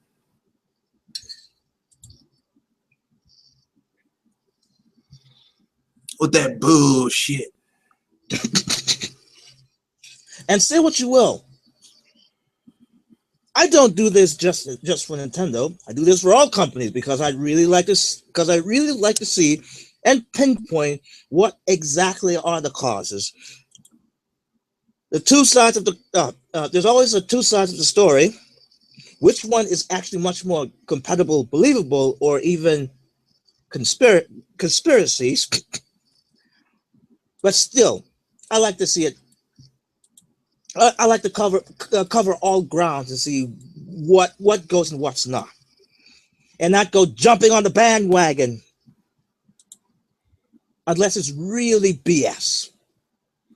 Well, I think a lot of people just didn't know. I think a lot of people didn't know what the fuck they were talking about and were just running their mouths, which is par for the course for a lot of gamers, is that they don't understand that businesses is their shit. You know, it's like I've got shit at my business that is my shit. Like I came up with it. If someone else is using it, I can sue their ass because it's my shit. Like I said, go for the proper channels if you really don't want to get side blinded. Go for the proper channels. Yeah. And even when they give you the okay, still look through those freaking papers, see if there's any loophole that might backstab you. And I'm counting this not just the fans, but also the companies. It gets kind of old seeing these people bitch and complain about shit all the time. Just, well, they didn't do this. I mean, motherfucker, it's their shit. I mean, even with Pro Jared, it's their shit. Look. Are you Tezuka Takashi? Shigeru Miyamoto? Did you make this game? No, then shut the fuck up. Why should you get money off of someone else's work? Now, you know what? Speaking about that. Speak about this whole situation.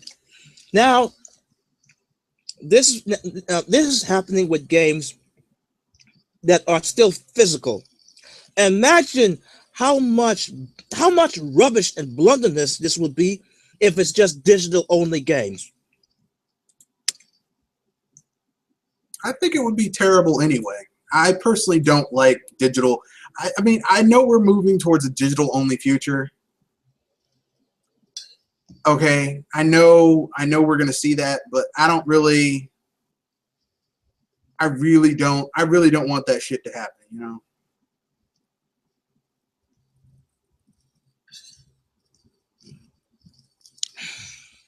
To be honest, I'm in the point of I'm looking at it like this. Hope for the best, expect the worst. And that was my mantra in life. It actually still is.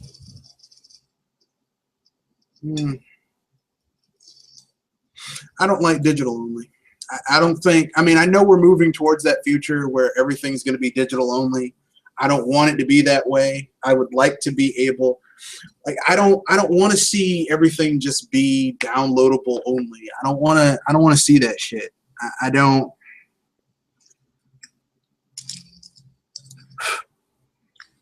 Oh, well.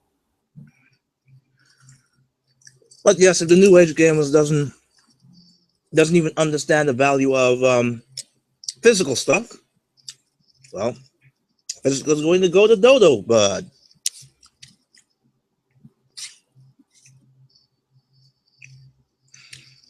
But yes, we've dragged on this depression long enough. Let's see if there's any other topics. Anything that you came up with, Mr. Red Fox?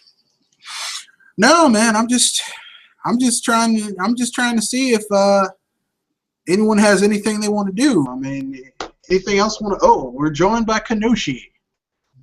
Hey, what's up? On the last minute.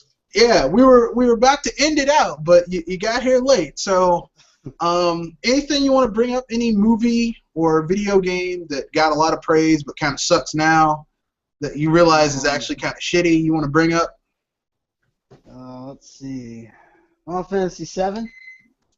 We already we literally spent like 40 minutes talking about how that game is not nearly as good as people think. The Good Shepherd was here, and he was like, dude, he was like, Final Fantasy VII, like, he's looking forward to Final Fantasy VII being remade, and I was like, I'm looking forward to it being remade too, but we have different reasons. My reason is that I believe it's going to be a train wreck, and he secretly hopes it's going to be good. Like, I don't think it's going to be good. And I think it's going to be ass. And I was on the both side of the camp. And after all the garbage that Square Enix is putting people through, they think it's going to be good. Come on, man. I mean, what? They gave us a really awesome Hitman movie. It came out a few weeks ago. I have to bring that up. And actually, that movie was a piece of shit. I saw it. It was terrible. That's awful. And the thing is, it started great for me, but... What, Hitman? The new one? Did you watch the new one? Oh, the new one! No. I didn't watch the new one yet. All right. Now I know for sure there's a new one. Wow, so it actually looked decent when I first saw the commercials for it. It wasn't any good. Oh. Why did it suck? Well, all I'm going to say is this. Final Fantasy VII, like, it's just... here's the thing. It's a game of its time, right? Like, it came out in, like, 96, 97, 98. Was it 97 or 98? I think it was 98. Yeah, it's a game, like, it came out in 98, and it's a game of its time. It's not like I was never all that enthralled with it. Here, I'm going to go look it up, because I don't think it came out in 98. I think it came out earlier than that. Is it the game? That was 97. 97. Final Fantasy VII. Final Fantasy VII.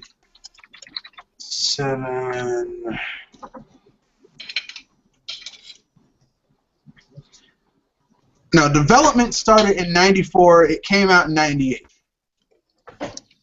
Oh. Or sorry, 97 on the PS1, 98 on PC. But basically, I mean, it's a game of 98, right? It was great for 98. But you go back and you play it, and you're like, this game is ass. You know, it's not very good.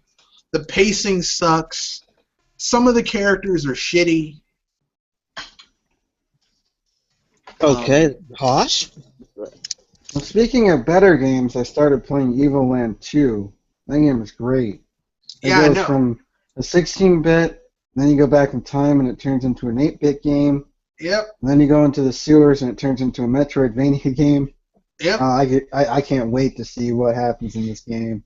Yeah, it's pretty damn good. The first Evo Land was really good. The second one is even better than the first one, and I'm shocked. So I've been playing it.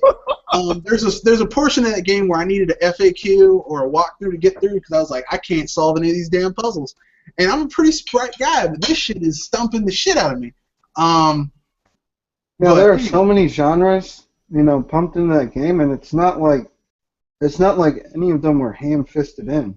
No, they do pretty well. That's a beautiful thing about it. Yeah, they do pretty well. Let's see, what else? Well, we talked about a movie that was overhyped, and we later agreed that it sucked. So, anyone else want to bring up a topic before we wrap things up? The Dark Knight. I don't think The Dark Knight sucked. I don't think it was as good as people were making it to be. I think it was too long. There was a couple spots where it could have ended. And I think Two-Face was forced into that movie.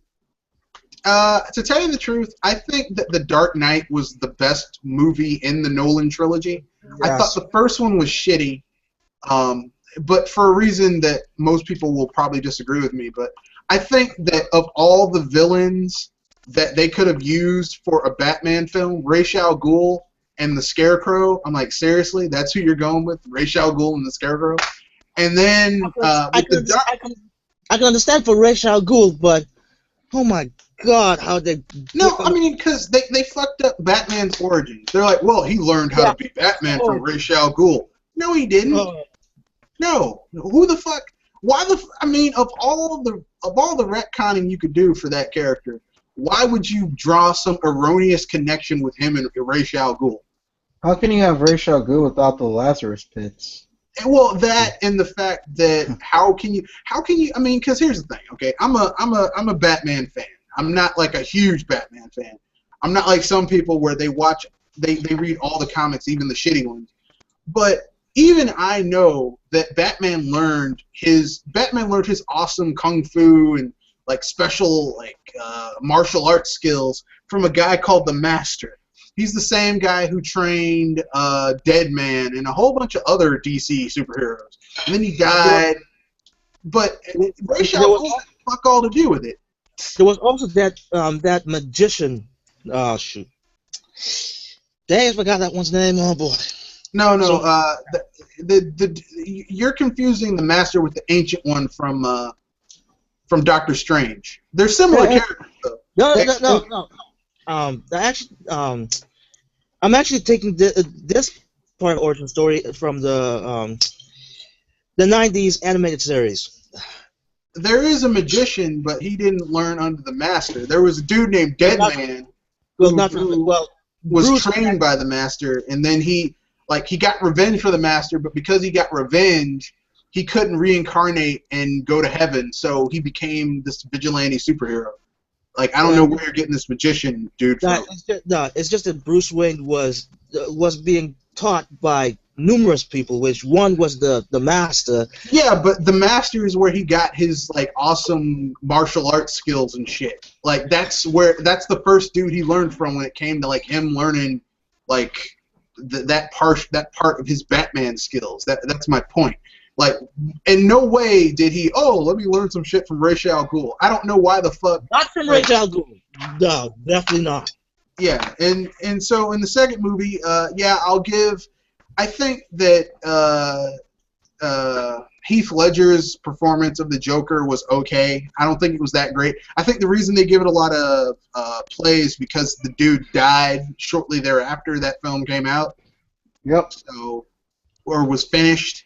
So that's why they give it play. I don't think my favorite Joker is a split between Mark Hamill from the animated series. Because you can't beat Mark Hamill in the animated series. You can't beat that Joker. That Joker is so good. He will forever remain the Joker. Every time I think of the Joker, I will think of his voice. And the other Joker...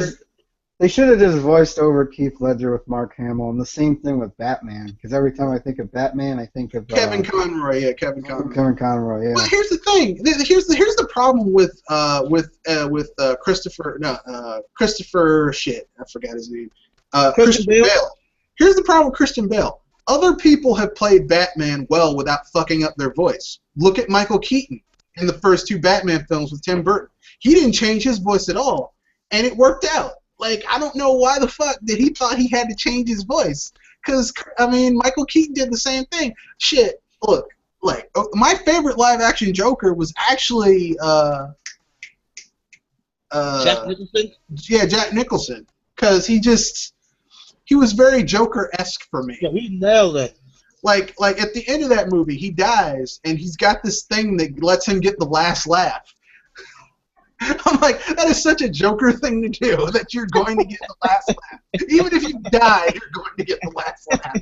I mean, that's so Joker-esque, you know? And he had the electric joy buzzer, and he had the fountain pen that's actually a weapon. I mean, that's such Joker shit. You know, he's got his laughing gas, the evil makeup that makes people die with a smile on their face. I'm like, this is Joker. Like, I mean, that's his thing. I mean, that's the thing about the Joker. He wants to make you die laughing. Literally. He literally wants you to die laughing. But, yeah. Yeah, Dark Knight was a little overrated. The last movie in that trilogy. That's kind of garbage. I'm sorry. Don't get me started on Bane. Like, here's the thing. Why can't they get live action Bane right? I mean, ironically, they got it superbly with Batman and Robin. No, I mean, that's embarrassing. They got the best Bane is the Batman and Robin Bane, and that Bane sucked. That's sad. That Bane was terrible, but that Bane was closer to the actual Bane in the comics than what the fuck they had in that third Christopher Nolan film. That's sad. It's like with Tom Hardy. Oh, Mr. Batman, I'll be right with you, Mr. Wayne. I'm like, seriously? This Bane doesn't look like he's a roided out freak. This Bane looks like he eats way too many cheeseburgers. I'll be right with you. I have to finish this plate of cheeseburgers. Too bad he couldn't be Latin or Spanish. And he couldn't be Spanish. I'm like, what the fuck? Yeah, what's going on with that? Because Bane's, I know from the cartoons, at least from the one movie I saw, Doom, he was Spanish. Yeah, he is. Bane is Spanish. He's a Spanish mercenary who was part of this experiment that basically created this super steroid that makes him uber powerful. And like, as long as it's pumping through his veins, he's just damn near unstoppable. Like he outclasses Batman as long as that shit's pumping through his veins. Unfortunately, when Batman's fighting him, as long as if he can cut off his supply to the venom, then he just turns into a normal dude. He has withdrawal symptoms, and Batman can take him. But the first time they met, like, he went to Arkham Asylum. This is what happened in The Dark Knight. This is what every fucking Batman film since Tim Burton's Batman in 1989 has been trying to recreate. Basically, what happened in The Dark Knight Part 1. It's a 3-part series. The first part's good. The other 2 parts suck. Parts 2 and 3 suck. But the first part is that Bane went to Arkham Asylum and he let the inmates out. They didn't leave the asylum. He let them out. And Batman had to fight his way through all of the people that he put in there. So the Joker, Clayface, all these different people. Penguin, Poison Ivy, all these dudes. So by the time he got to Bane, he was dead tired any damn way because Batman's just a dude. And Bane beat him up and broke his back. I mean, you know... I mean, it doesn't seem that, you know, big deal. Like, the dude had to fight his way through a group of dudes. Obviously, he would be tired because he's not Superman. Yeah. And every single fucking Batman film has been trying to recreate The Dark Knight. Well, except for Tim Burton. Tim Burton did his own thing. I mean, technically speaking, they had Bane in the first movie. That black dude who was beating down Batman's ass in the bell tower, that was Bane right there. So is The Dark Knight a comic? Fucking him up too, boys. Is The Dark Knight a comic book? Yeah, it is. It's a graphic. Well, they don't like to call it. It's a graphic novel by Frank Miller. Oh, so we have to be sophisticated and call it a graphic novel. Yeah, they call it a graphic. Well, I mean, here's the thing. What's the difference between a comic book and a graphic novel? I see them graphic as the same novels thing. are longer, and they tend to be like everything's collected. Like if you get the Fables graphic novels, like you get like 3 or 4 volumes in one thing, rather than the comic book, which is like 10, 12 pages, maybe 20. Oh. You know, I mean, because graphic novels they're more expensive, but you get more bang for your buck because you get like 3 or 4 volumes, maybe even 5, versus, like I wait. To tell you the truth, I wait for the graphic novels or the trade collections where they have like 8, 9 volumes in one thing, because I don't like I hate being left on a cliffhanger and I have to wait for the next issue, because then I'm gonna be like lose my fucking mind. So I wait for the graphic novel. And Frank Miller, I should have waited for, I know in a couple of years they're going to have all the Scott Pilgrim versus the World hardcover color editions in a pack for $50. That's kind of, I don't think Scott Pilgrim didn't sell well enough where they'll do that, because if they were going to do it, they would have done it already. I think that. Oh no, I have 3 of them. They're the hardcover colored versions. So they must have either was an anniversary thing, or the comic books got more popular.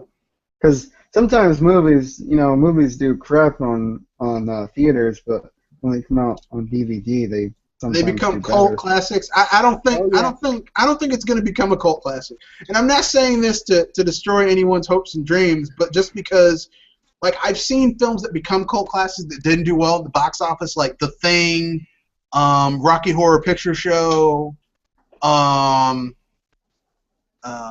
Little Shop of Horrors, stuff like that. I don't think it's going to make it. Because the thing is that it's too niche. Yeah. To be like a cult classic. Like you'll have if you're on a college campus, you might have a group of 50 people watching it, commandeer a theater and watch it at midnight. But I don't think it's gonna be It's Scott Pilgrim's one of those things, you either get it or you don't. There's no in between. Yeah, if you're a video game person, you'll get the references. But there's when I watch Scott Pilgrim, I'm like, man, instead of watching this, I'd rather just play a video game. You know what I'm saying? Yeah. It was almost too much like a video game, but I still enjoyed it. I still laughed out loud. I was like, man, I just wish, personally speaking, I think he should have stayed with Knives. I'm sorry. There's actually a deleted scene where he goes out with Knives instead of Ramona. I'm like, man, that's so great. That made more sense. Than any woman who would make you fight that many motherfuckers is not worth it. I'm sorry. Look, no. I'm gonna get a little raw here. There is no pussy on this planet that is worth fighting 9 motherfuckers like that. Yeah, I have to agree. Yeah. I'm sorry. Listen, I'm a man. I love women. There ain't nothing that good make me fight 9 motherfuckers like that. I'm sorry, okay? Unless she's being a damsel in distress. Oh shoot! I made the feminist angry. She was being a damsel, and first of all, she's like, "You gotta fight him." I'm like, "What the fuck, bitch?" The funny thing, these motherfuckers. The funny thing, if you've read the comic books, she fights Knives, and she rips off a large piece of metal. She has brute strength. It's like, you can't take on these guys yourself. Exactly. Why the fuck are you bringing me into this shit? I read the first 2 volumes of that. I didn't read the whole thing because I was like, I'll wait for the movie. I know it's terrible. I know. I started getting into it. My nerd cred has been permanently damaged. I'm so sorry. They're really good, especially if you get them in color. Yeah, I mean, I'm not knocking it. I'm just saying, I this is when it first came out, and I read the first 2 volumes of it, and then I was like there was a big hiatus between volume 2 and volume 3, and I was like, I'll wait for the movie to come out. You started reading them back in 2004? Yeah, when it first came out, and then it kind of got a lot of buzz, and then I read the first 2 volumes of it. And then there was kind of a hiatus between Volume 2 and Volume 3 because I think he was trying to find a new publisher or something. Maybe Real Life came or something. I don't know. But ironically enough, in my situation or with me, I actually got introduced by this IP because of the film. I did not know that it was from a comic book until Right Yeah, after, I knew right it was after based Fight. on a comic book. I was like, man, I'll watch the movie because it starred Michael Cera. This was shortly after Superbad and Arrested Development, and I like Michael Cera in Arrested Development, and I liked him in Superbad. So I was like, fuck it, I'll watch him in Scott Pilgrim because he did kind of look like Scott Pilgrim. Yeah, he does. Yeah, he did. Like now he's a little too old. Like now he's like in his 20s trying to play. Like they put him in shit where he's like a teenager, but he's in his 20s. I'm like, come on, man, you're too old for this shit now. Yeah, like I was looking at the characters in the book, especially now that they're in color. It's like, man, a lot of these characters actually look. The people they cast in the movie actually look like the characters from the book. Yeah, very You don't average. usually see. Yeah. So I mean, me personally, I'll tell you something. Since Warner Brothers likes to make dark, gritty movies, hey, I want to pitch them an idea for a movie that would totally work with their dark, gritty atmosphere. Swamp Thing. I still don't understand why they didn't take Swamp Thing. Yeah, Swamp Thing would work. Look, Swamp Thing has always been kind of like body transformation horror, like dark, gritty, perfect. Give that to Zack Snyder. If speaking of dark comic book movies, do you think if I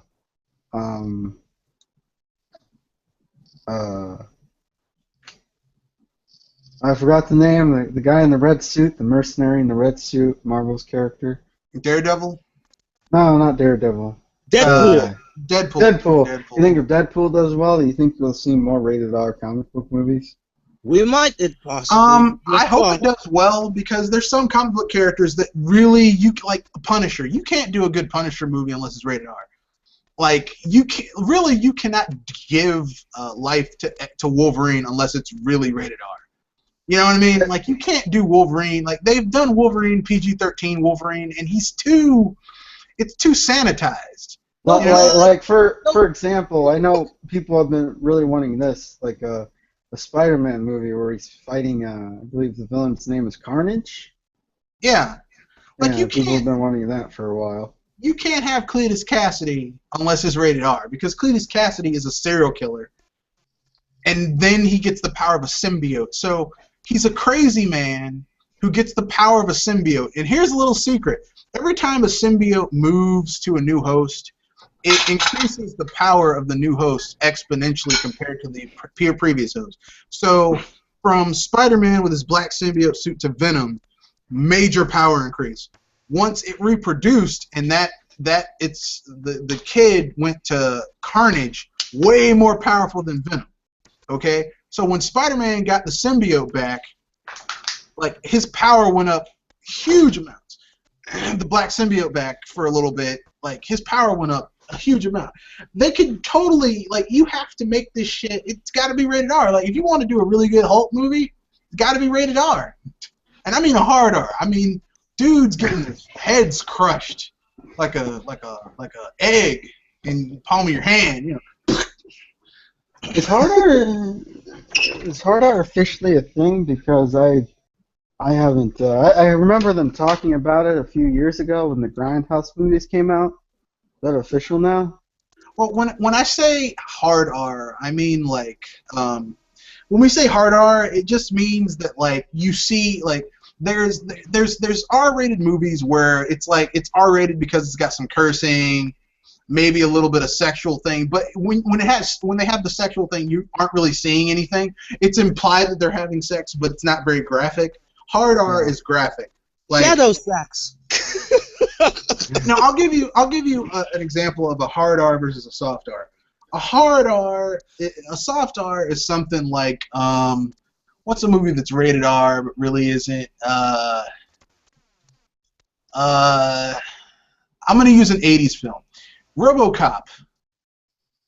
The original RoboCop is rated R. Oh, you mean you mean the brother that got his little partner shot? No, I mean the RoboCop where it's got like, you know, Peter Weller, you know, Clarence Boddicker, a.k.a. Red Foreman from That 70s Show, Ronnie Cox. You know, that movie, like, okay, it's got some violence. Like, Peter Weller gets the shit shot out of him, but they're prosthetics. You can tell they're prosthetics. They got shot. And he looks like shit. I mean, you know, he gets all fucked up. It's got some strippers with their titties hanging out. You know, I mean, but it's not like, I mean, it's graphic violence, but it's not like, oh my God. Yeah, it's not like, oh my God. And then you have another R-rated film that came out around the same time, like Sliver. No, not Sliver. Basic Instinct, right? That movie is a hard R. You've got implied Sharon Stone showing her female goodies. You've got implied all types of implied sexual things going on, plus the violence. I mean, it's a hard R. So that's the difference. It's like you've got soft R, hard R. I mean, R-rated is R-rated, but how they show that is different. So how do you so basically hard R is just one step before NC-17? Basically. Yeah, you can say that, yes. Like hard R, the only difference between NC-17 and hard R is that hard R is not quite as open with it. Like it's a lot more implied. Personally speaking, there's some films that, like, in order for you to really get them, you have to watch them rated R. Like, in order for you to really get The Godfather, you have to watch it unrated because it's longer, there's more content in it, and it's like a lot more. It's grittier. Yeah, no punches hold. Basically.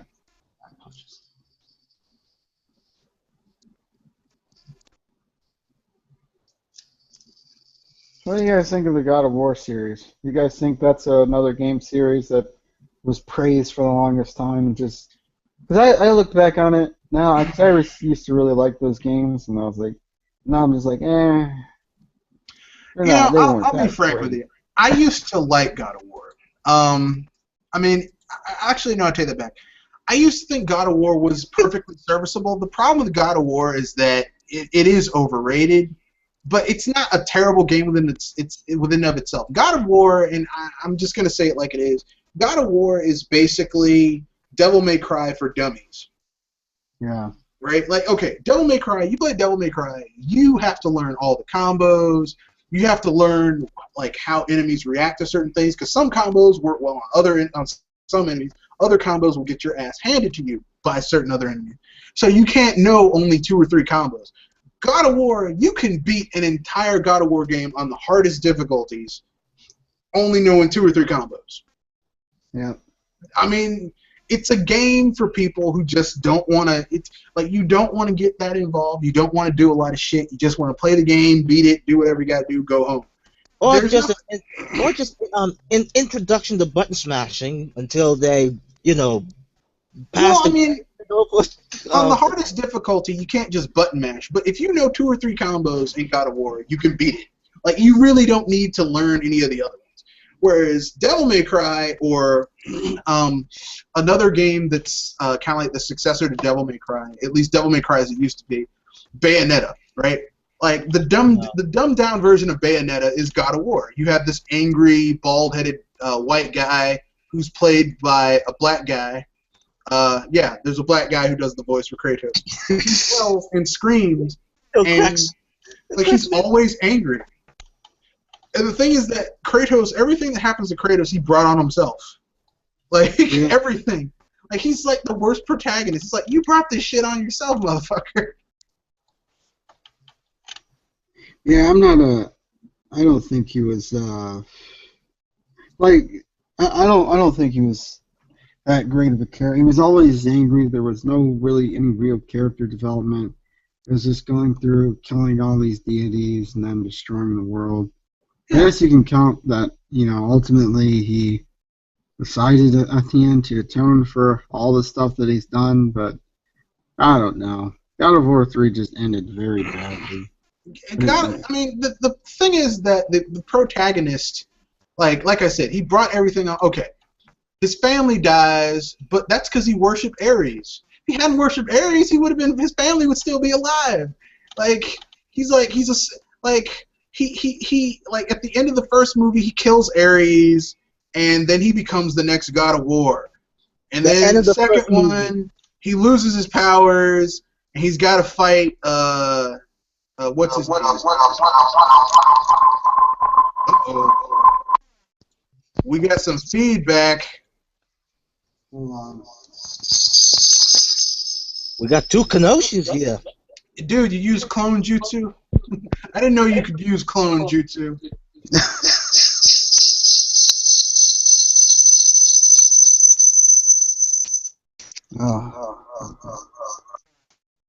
I thought it was Okay. Kagebushi.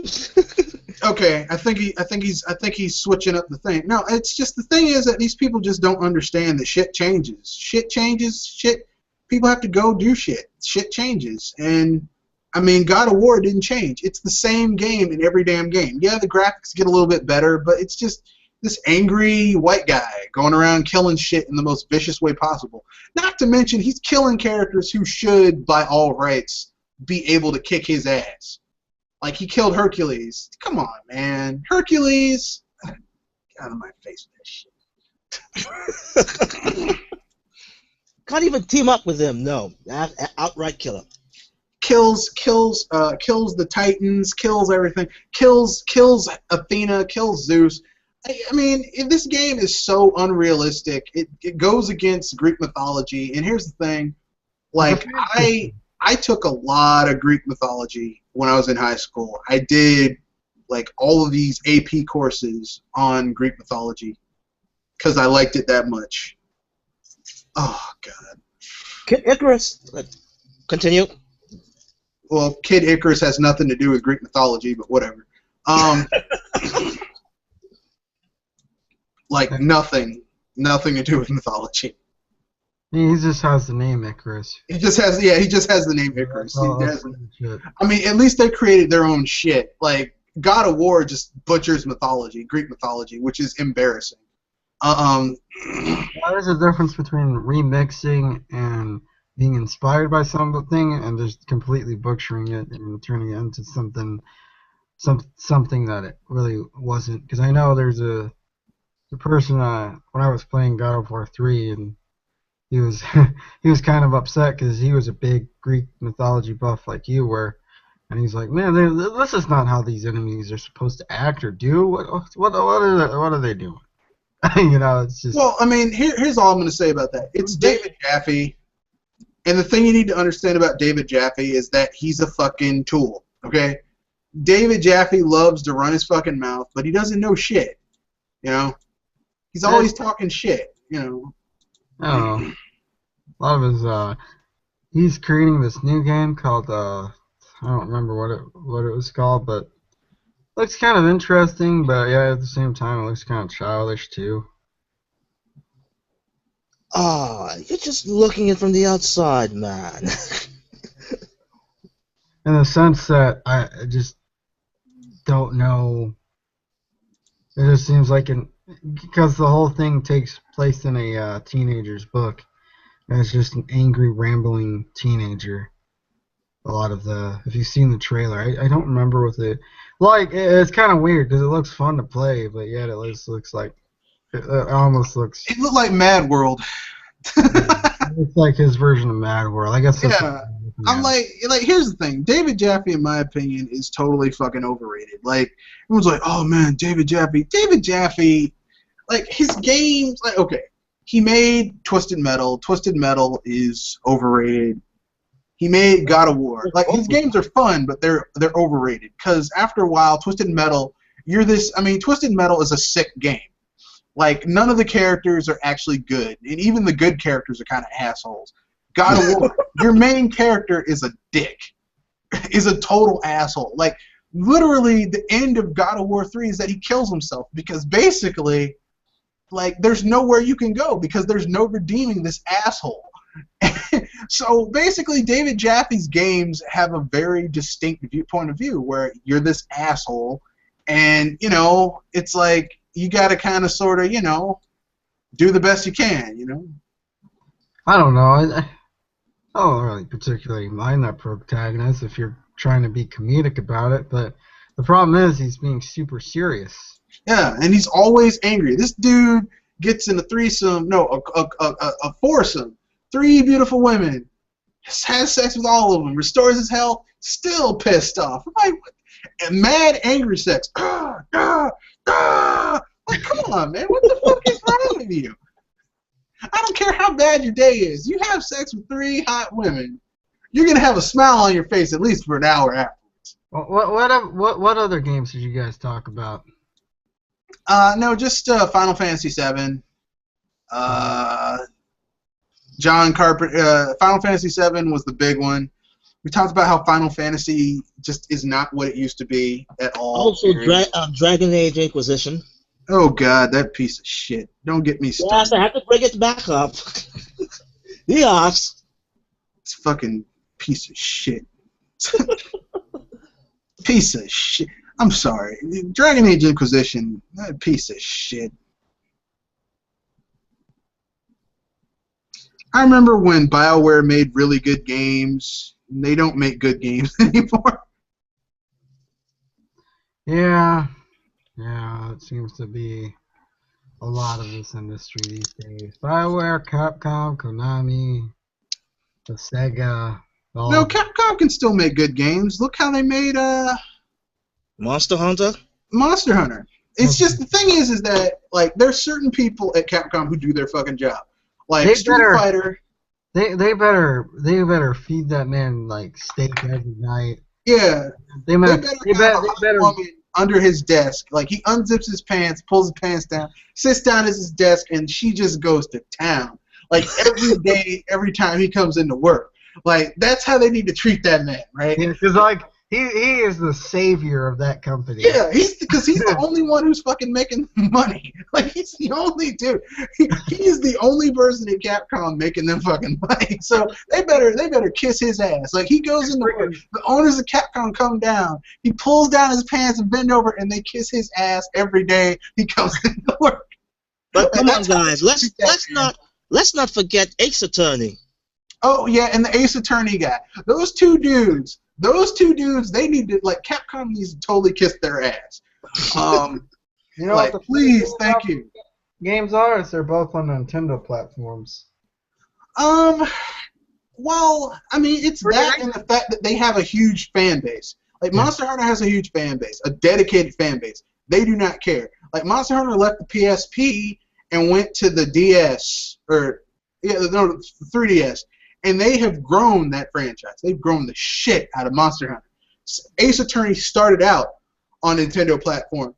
And even though they tried to put that shit off on, like, iPhone and shit like that, really, it's a Nintendo-centric game. If only they would bring back fucking, what's it called? Mega Man. Motherfuckers.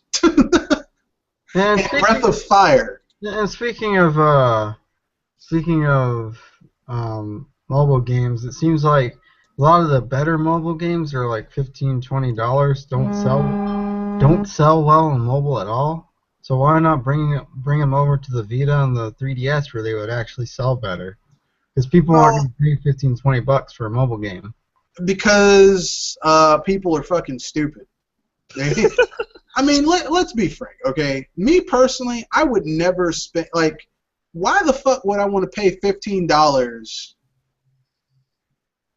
on a game, like, on an iPhone or smartphone?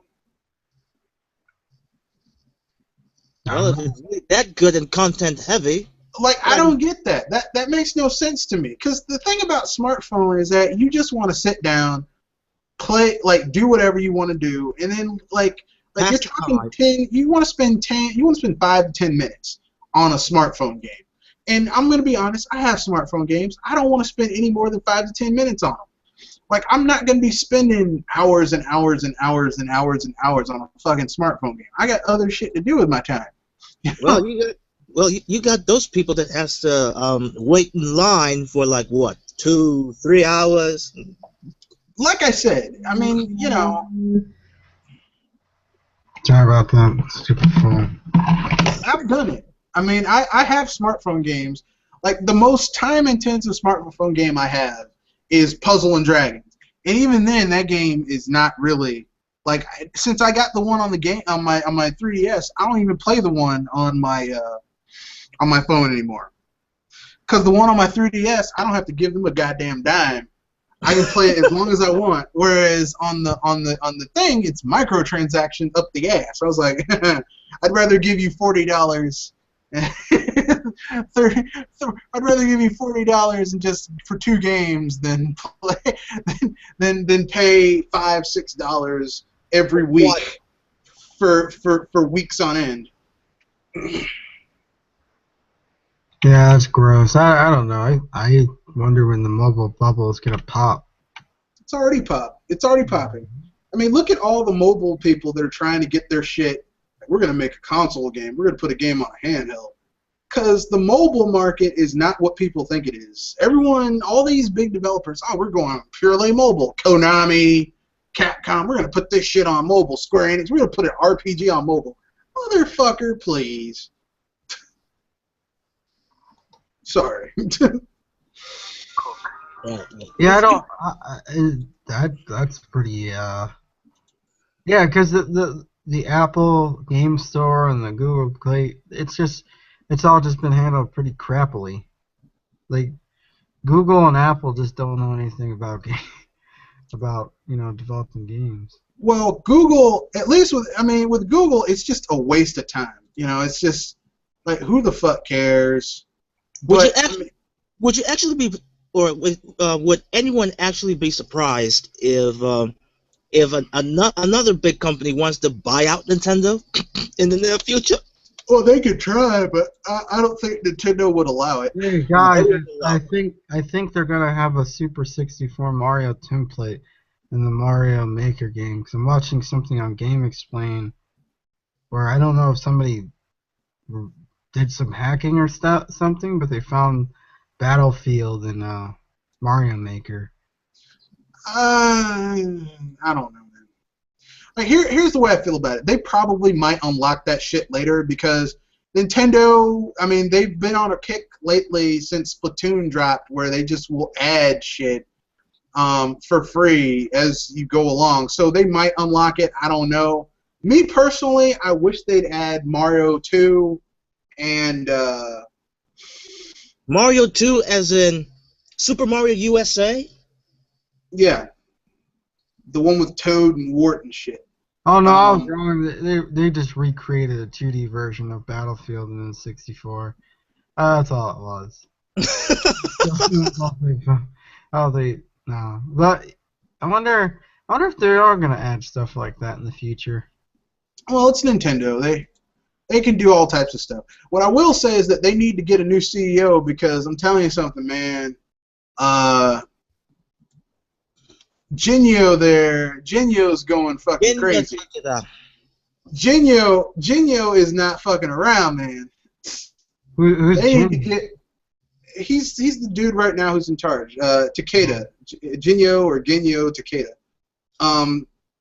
Again, the name is pronounced Genyo.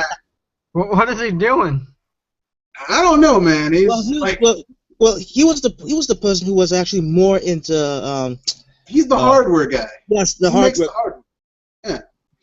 Why is he losing his mind? Well, because they're firing folks. There's no directs. They aren't giving people information about what's coming up, so you have no fucking idea what's going on. And the thing is that even though Iwata kind of spearheaded that, you need to tell your fans what the fuck's going on. They need information. We need to know what's going on, and we're not getting it. So Nintendo's actually firing people? What, you don't remember the dude who got fired for appearing on that thing because he didn't get information? That was just one. And that was a mistake itself. That dude got fired. Rather than just bury him somewhere deep, he got fired. I don't think Iwata would have fired him. Yeah. I wonder what's going on. I wonder when we're gonna get a new Direct, if ever. Well, I'm hoping if they don't get a new CEO, they find someone who can do directs, because they definitely need someone to because you shouldn't keep your fans in suspense, you know. So is he just a temporary replacement for now? Yeah, I think he is the temporary replacement. I don't think it's official that he's the dude who's taking the reins, because I mean, Takeda's like 67. Yeah. I mean, he's old as fuck, and they need young blood. They need young blood in the. They need some young blood. So I think they're gonna take their time and try and find someone who's gonna take the reins. Hopefully, it's someone who can start the directs up, or find someone to do the directs, because really that's a great way to stay in touch with your fandom. Heck, I bet they can still do it well, at least for the West. They would just use the localization team for for doing directs for the time being. They could, but I mean, it was way better when you saw it from a CEO. You got it from the horse's mouth, if you will. Mm. Well, it's going to be interesting to see what Nintendo does in the future. Yeah, but I guarantee whatever they will do, Sony and Microsoft are going to try and steal it. Well, Sony will. I think the Xbox One will be Microsoft's last console, so I think they'll stop trying to steal shit from Nintendo. But we know Sony's going to try and steal their shit, because that's what Sony does. Yeah. Like Phil Spencer said, we need Nintendo. But yeah, because we don't have any original ideas. We just steal their shit, man. What's wrong with you? Well, at least they're making us one step forward to do kind of like Nintendo, building up their own portfolio. Whatever. Yeah, I knew you're gonna go sideways. What portfolio? That's my question. Well, that's the thing. They gotta start somewhere. Look, man, they've had a console for 15 goddamn years. What fucking portfolio? Halo, Forza, Gears of War, and the shit that Rare's been pumping out for 15 years. Oh, don't forget. I don't call that a portfolio. Don't forget about Killer Instincts.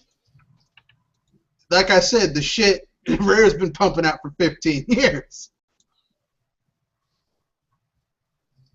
So, I mean, I don't really call that a portfolio. A portfolio is like Sega had a portfolio.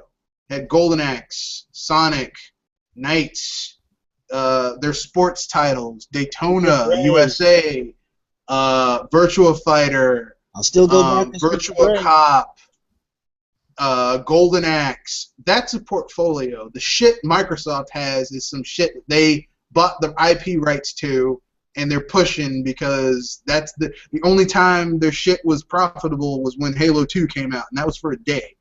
You know, so I mean, look, I think this is going to be their last console, but I'm pretty sure whatever Nintendo comes out with, Sony's going to try and steal next gen. So that's what they do. That's what Sony does. They like to steal people's shit. We can't come up with anything original. We'll steal your shit though, and make it more powerful. Why does everybody keep talking about the NX? God dang it! People because they're assholes. No, because the Nintendo fans are defeated. No, because they're total and complete assholes. It is much easier for you to talk shit about something than for you to just get something new. Yeah. Well, we got something new, which is Splatoon. Oh no, wait a minute. That's another whipping boy. Just because there's no voice chat. Voice chat. God. We need features, everyone. Features. Features. This game doesn't have features. Like, well, do you actually? People are like, well, and people just won't tell the truth. Look, I want Splatoon to have voice chat because everything else I have has voice chat. I mean, if they would just tell the truth, that would make a lot more sense than saying, well, it's about I could strategize. Look, as someone who has played Splatoon with like using a secondary method to use voice chat, there is no fucking way.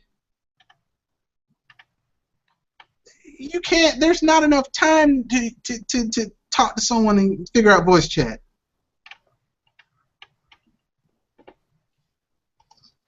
Yeah. Side comment. Have you ever heard of Figmas? They're like, there's like I saw an unboxing of a.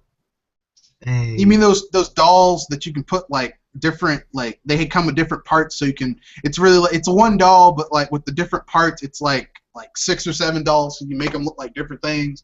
You have like Mario look like he's jumping, crouching, talking, walking, running. Yeah, those things are damn expensive. Oh yeah, because it was like $100. Like, holy crap! Well, because you get basically like 7 figures, so they're like 80. Like the cheapest one I saw was when I was in Japan was like $35, but it only came with like 4 parts.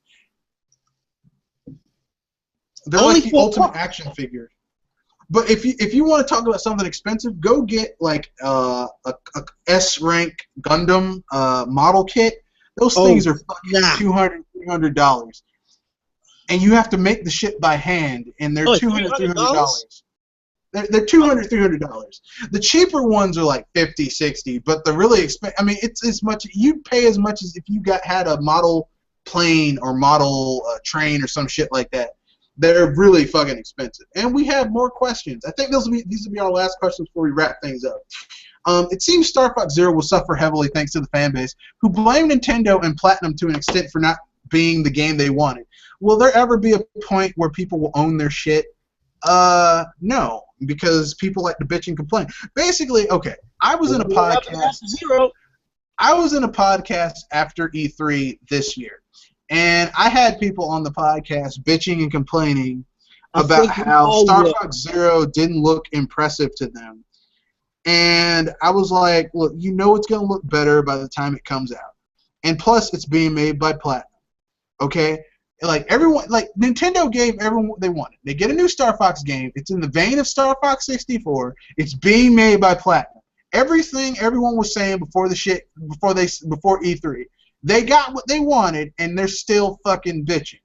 No, they just moved the goalpost.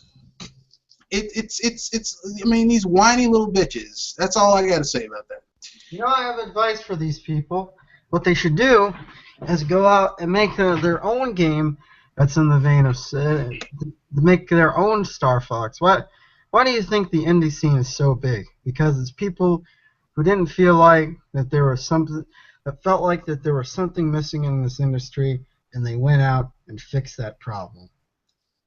Yeah, that would require work, so nobody wants. They can do whatever the hell they want. Me personally, I'm gonna be playing. I'm gonna be playing Smash. I'm gonna be playing Star Fox Zero when it comes out, and I'm gonna be enjoying the shit out of it because it's a Platinum game, partnered with Nintendo. It's gonna be fucking awesome.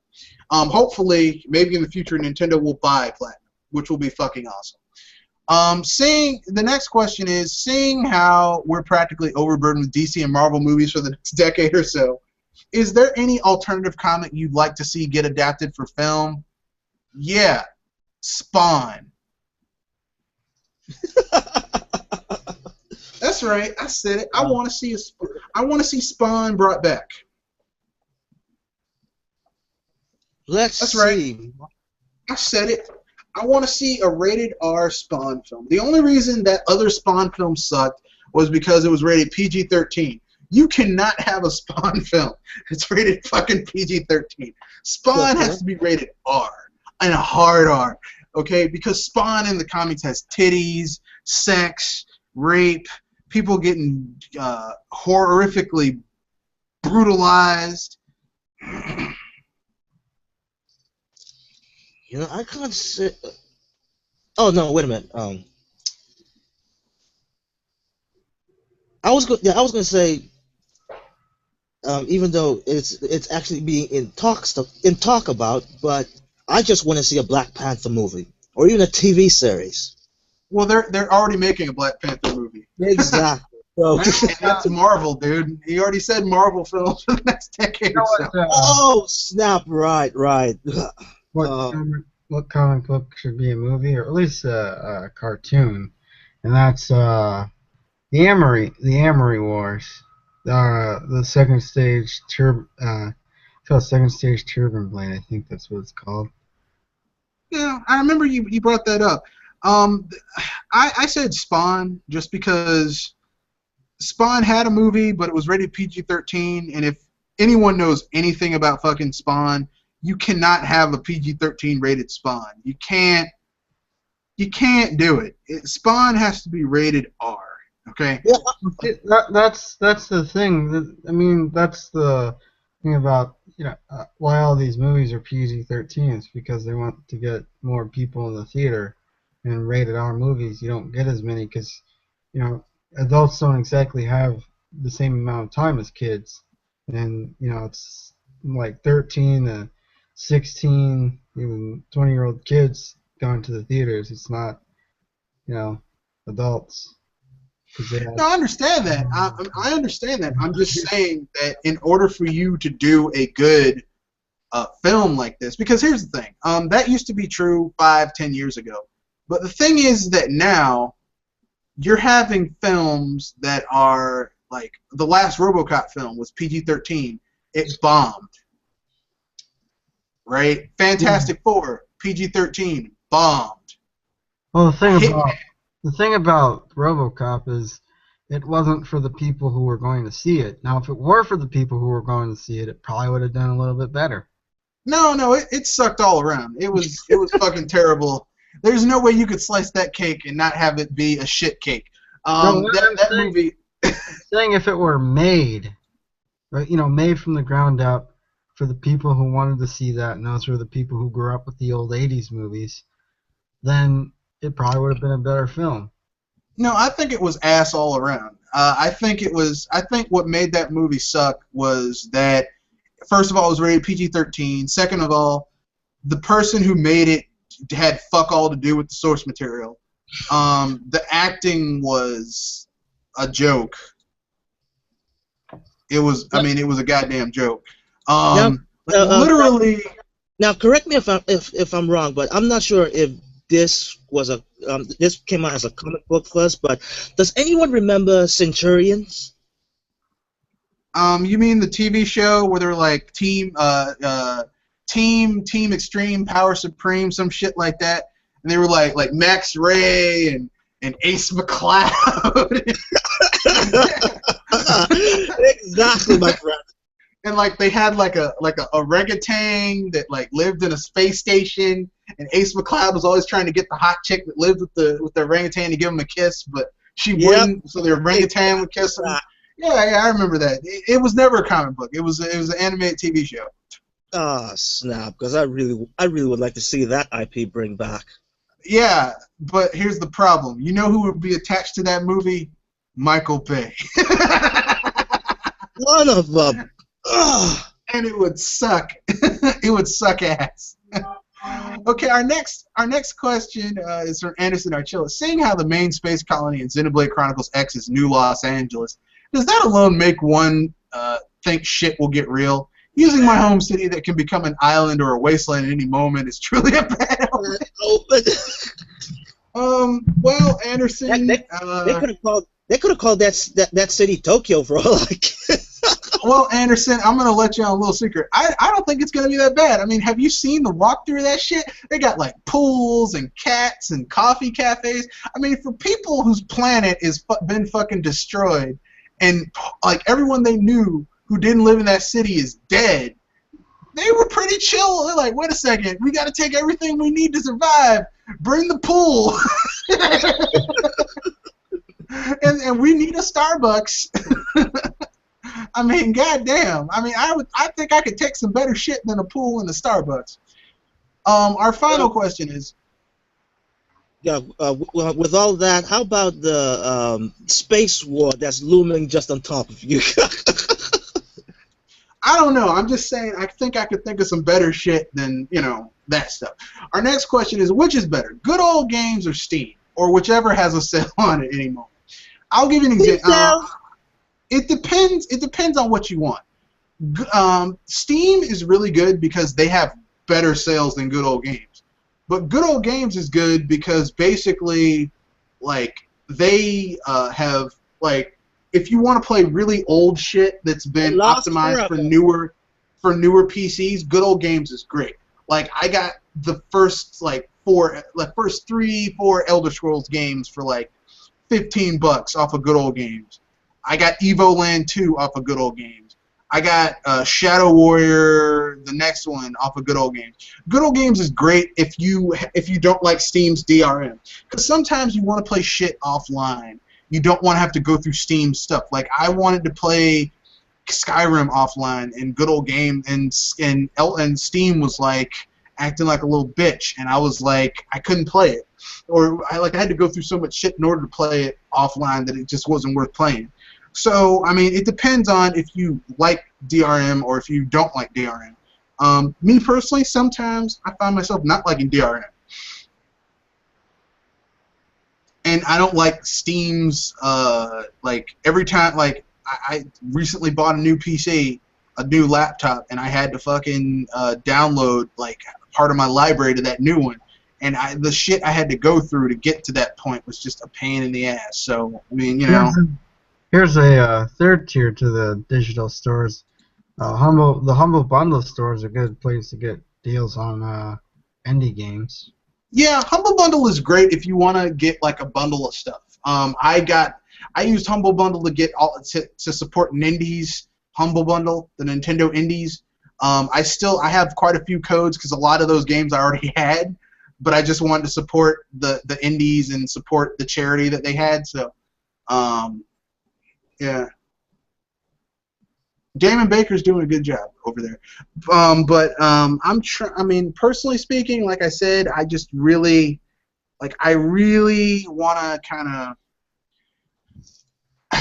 I mean, Good Old Games I like better just because, like, once you buy something, you can re-download it to anything, and they don't have the erroneous DRM bullshit that Steam has, where, like you have to, like, give them a stool sample and a urine sample, answer like 15 million questions and go through like 5 passwords and shit, and don't forget your fucking password, and because then and don't forget your password and enter in the wrong thing multiple times. So then they lock you out, and you got to go through all this.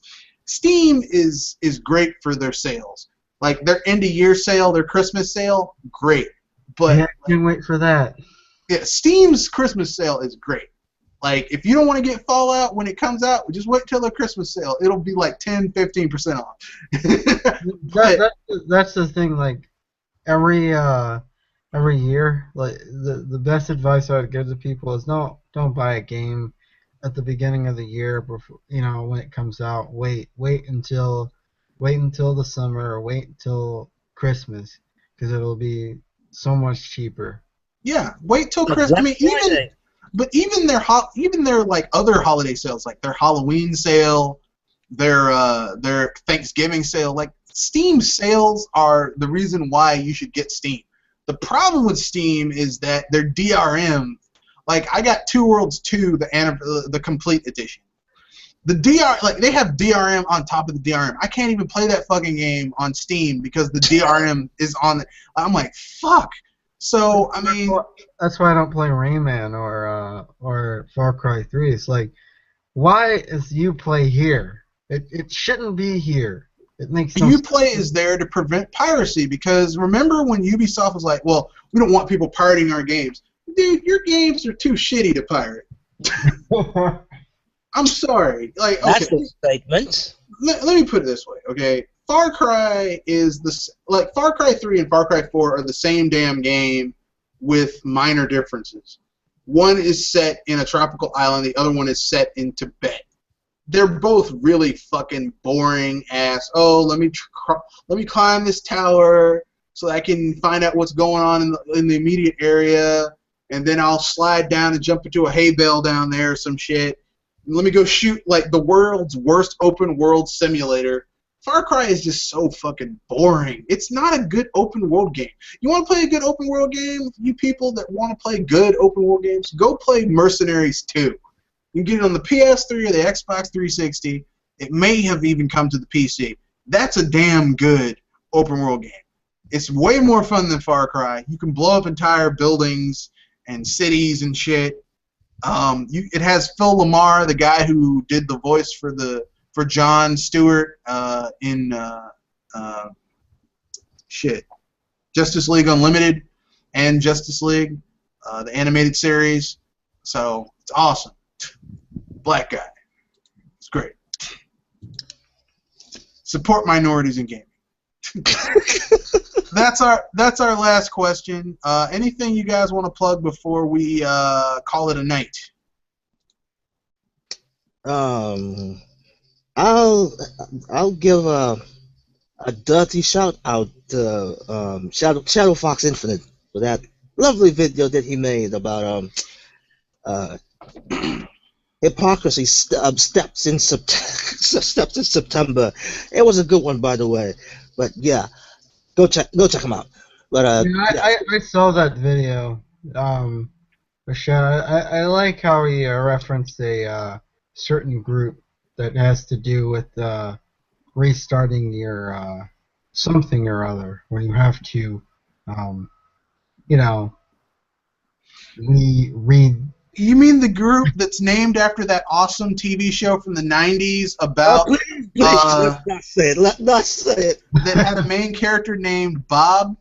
Yeah. And Enzo Matrix and Dot Matrix. Yep. And Fong, who was like the old program who like played Pong and shit. Yeah. Yeah, I remember. Yeah, I know that group. I'm passingly familiar with them. Yeah, we try not to associate with such revolting creatures. But anyway, I liked how he called them out without being a douche about it. Yeah. Like he was cool, you know. Yeah, I don't really have any issue with them. I just think, they just jumped off the deep end, or they just wanted to they wanted to be in the spotlight, and they got what they want. I hope they enjoy it. I hope things go well for them. I just won't be watching any of their content anytime soon. And for God's sakes, quit talking about the NX. Well, I mean, no, they can talk about it, but I'm going to tell you right now, you can talk about NX, you can hype that shit up till the cows come home, but don't be surprised when it's not what you think it's going to be. Yeah. And if it's still a good enough product, hey, don't be a sissy. But anyway, this is Triple M, the lone wolf in fondness for games that pops out in my artworks, and, well, case is closed. Well, basically, I guess it's ends with me. It's me, Mr. Red Fox. I'm glad those of you who watched, I'm glad you came. Because I've been putting this one off for like 3 weeks now, but life happened, shit happened, some shit I had to get through. Sorry, sometimes life's a bitch. Now that I've talked about that, I guess it's time to talk about what's upcoming. I will return to uploading my Metroid Prime 2 Echoes gameplay. I got to edit those things, but I'll get to it. I'll definitely upload some shit Monday because I have nothing to do Monday except go out to dinner with my family. And look forward to that. I also will try and get some Tavern Tales done. And I was going to do a review of Fantastic Four, but I think everyone knows that movie is a piece of shit. So I can drop that. I can drop that review because just be like, don't watch it. That's the review. Don't watch it. We didn't even try to talk about it in this podcast. So yeah. Well, I mean, I think everyone knows that film is a piece of shit, and like no one wanted to be in it. Like I saw the actors. I watched it again because I'm a glutton for punishment. None of the actors looked like they wanted to be there. Like Miles Teller was like, I don't want to be there. Rooney Mara was like, fuck, let me get my check and get the fuck out of here. Michael B. Jordan was like, man, he looked like he was having a little bit of fun. The Rock dude was like, man, fuck this movie. He left early just so that he could, like, they CG'd him into there. The best case scenario would be Fox just giving the rights to Fantastic Four back to Marvel so they could make a good Fantastic Four movie. Possible Vision, make it happen. Yeah, but with that being said, that's the end of this podcast. We went well above. This was a 3-hour cast. We started at 7:30. We ended at 10:30. I was hoping to end it at 9, but that's how we roll sometimes. We like to be extemporaneous and just do things on the sly, and that's when things are fun. Stay tuned. I might have another podcast tomorrow where we talk about bad games that in hindsight were actually good and bad movies that in hindsight were actually good. Maybe. I might do that. I might not. I'm hoping I can get it off. Get things set up that way. So look forward to that, and good night. Anoche. Or not anoche. Buenos noche. Que nunca. Mi español es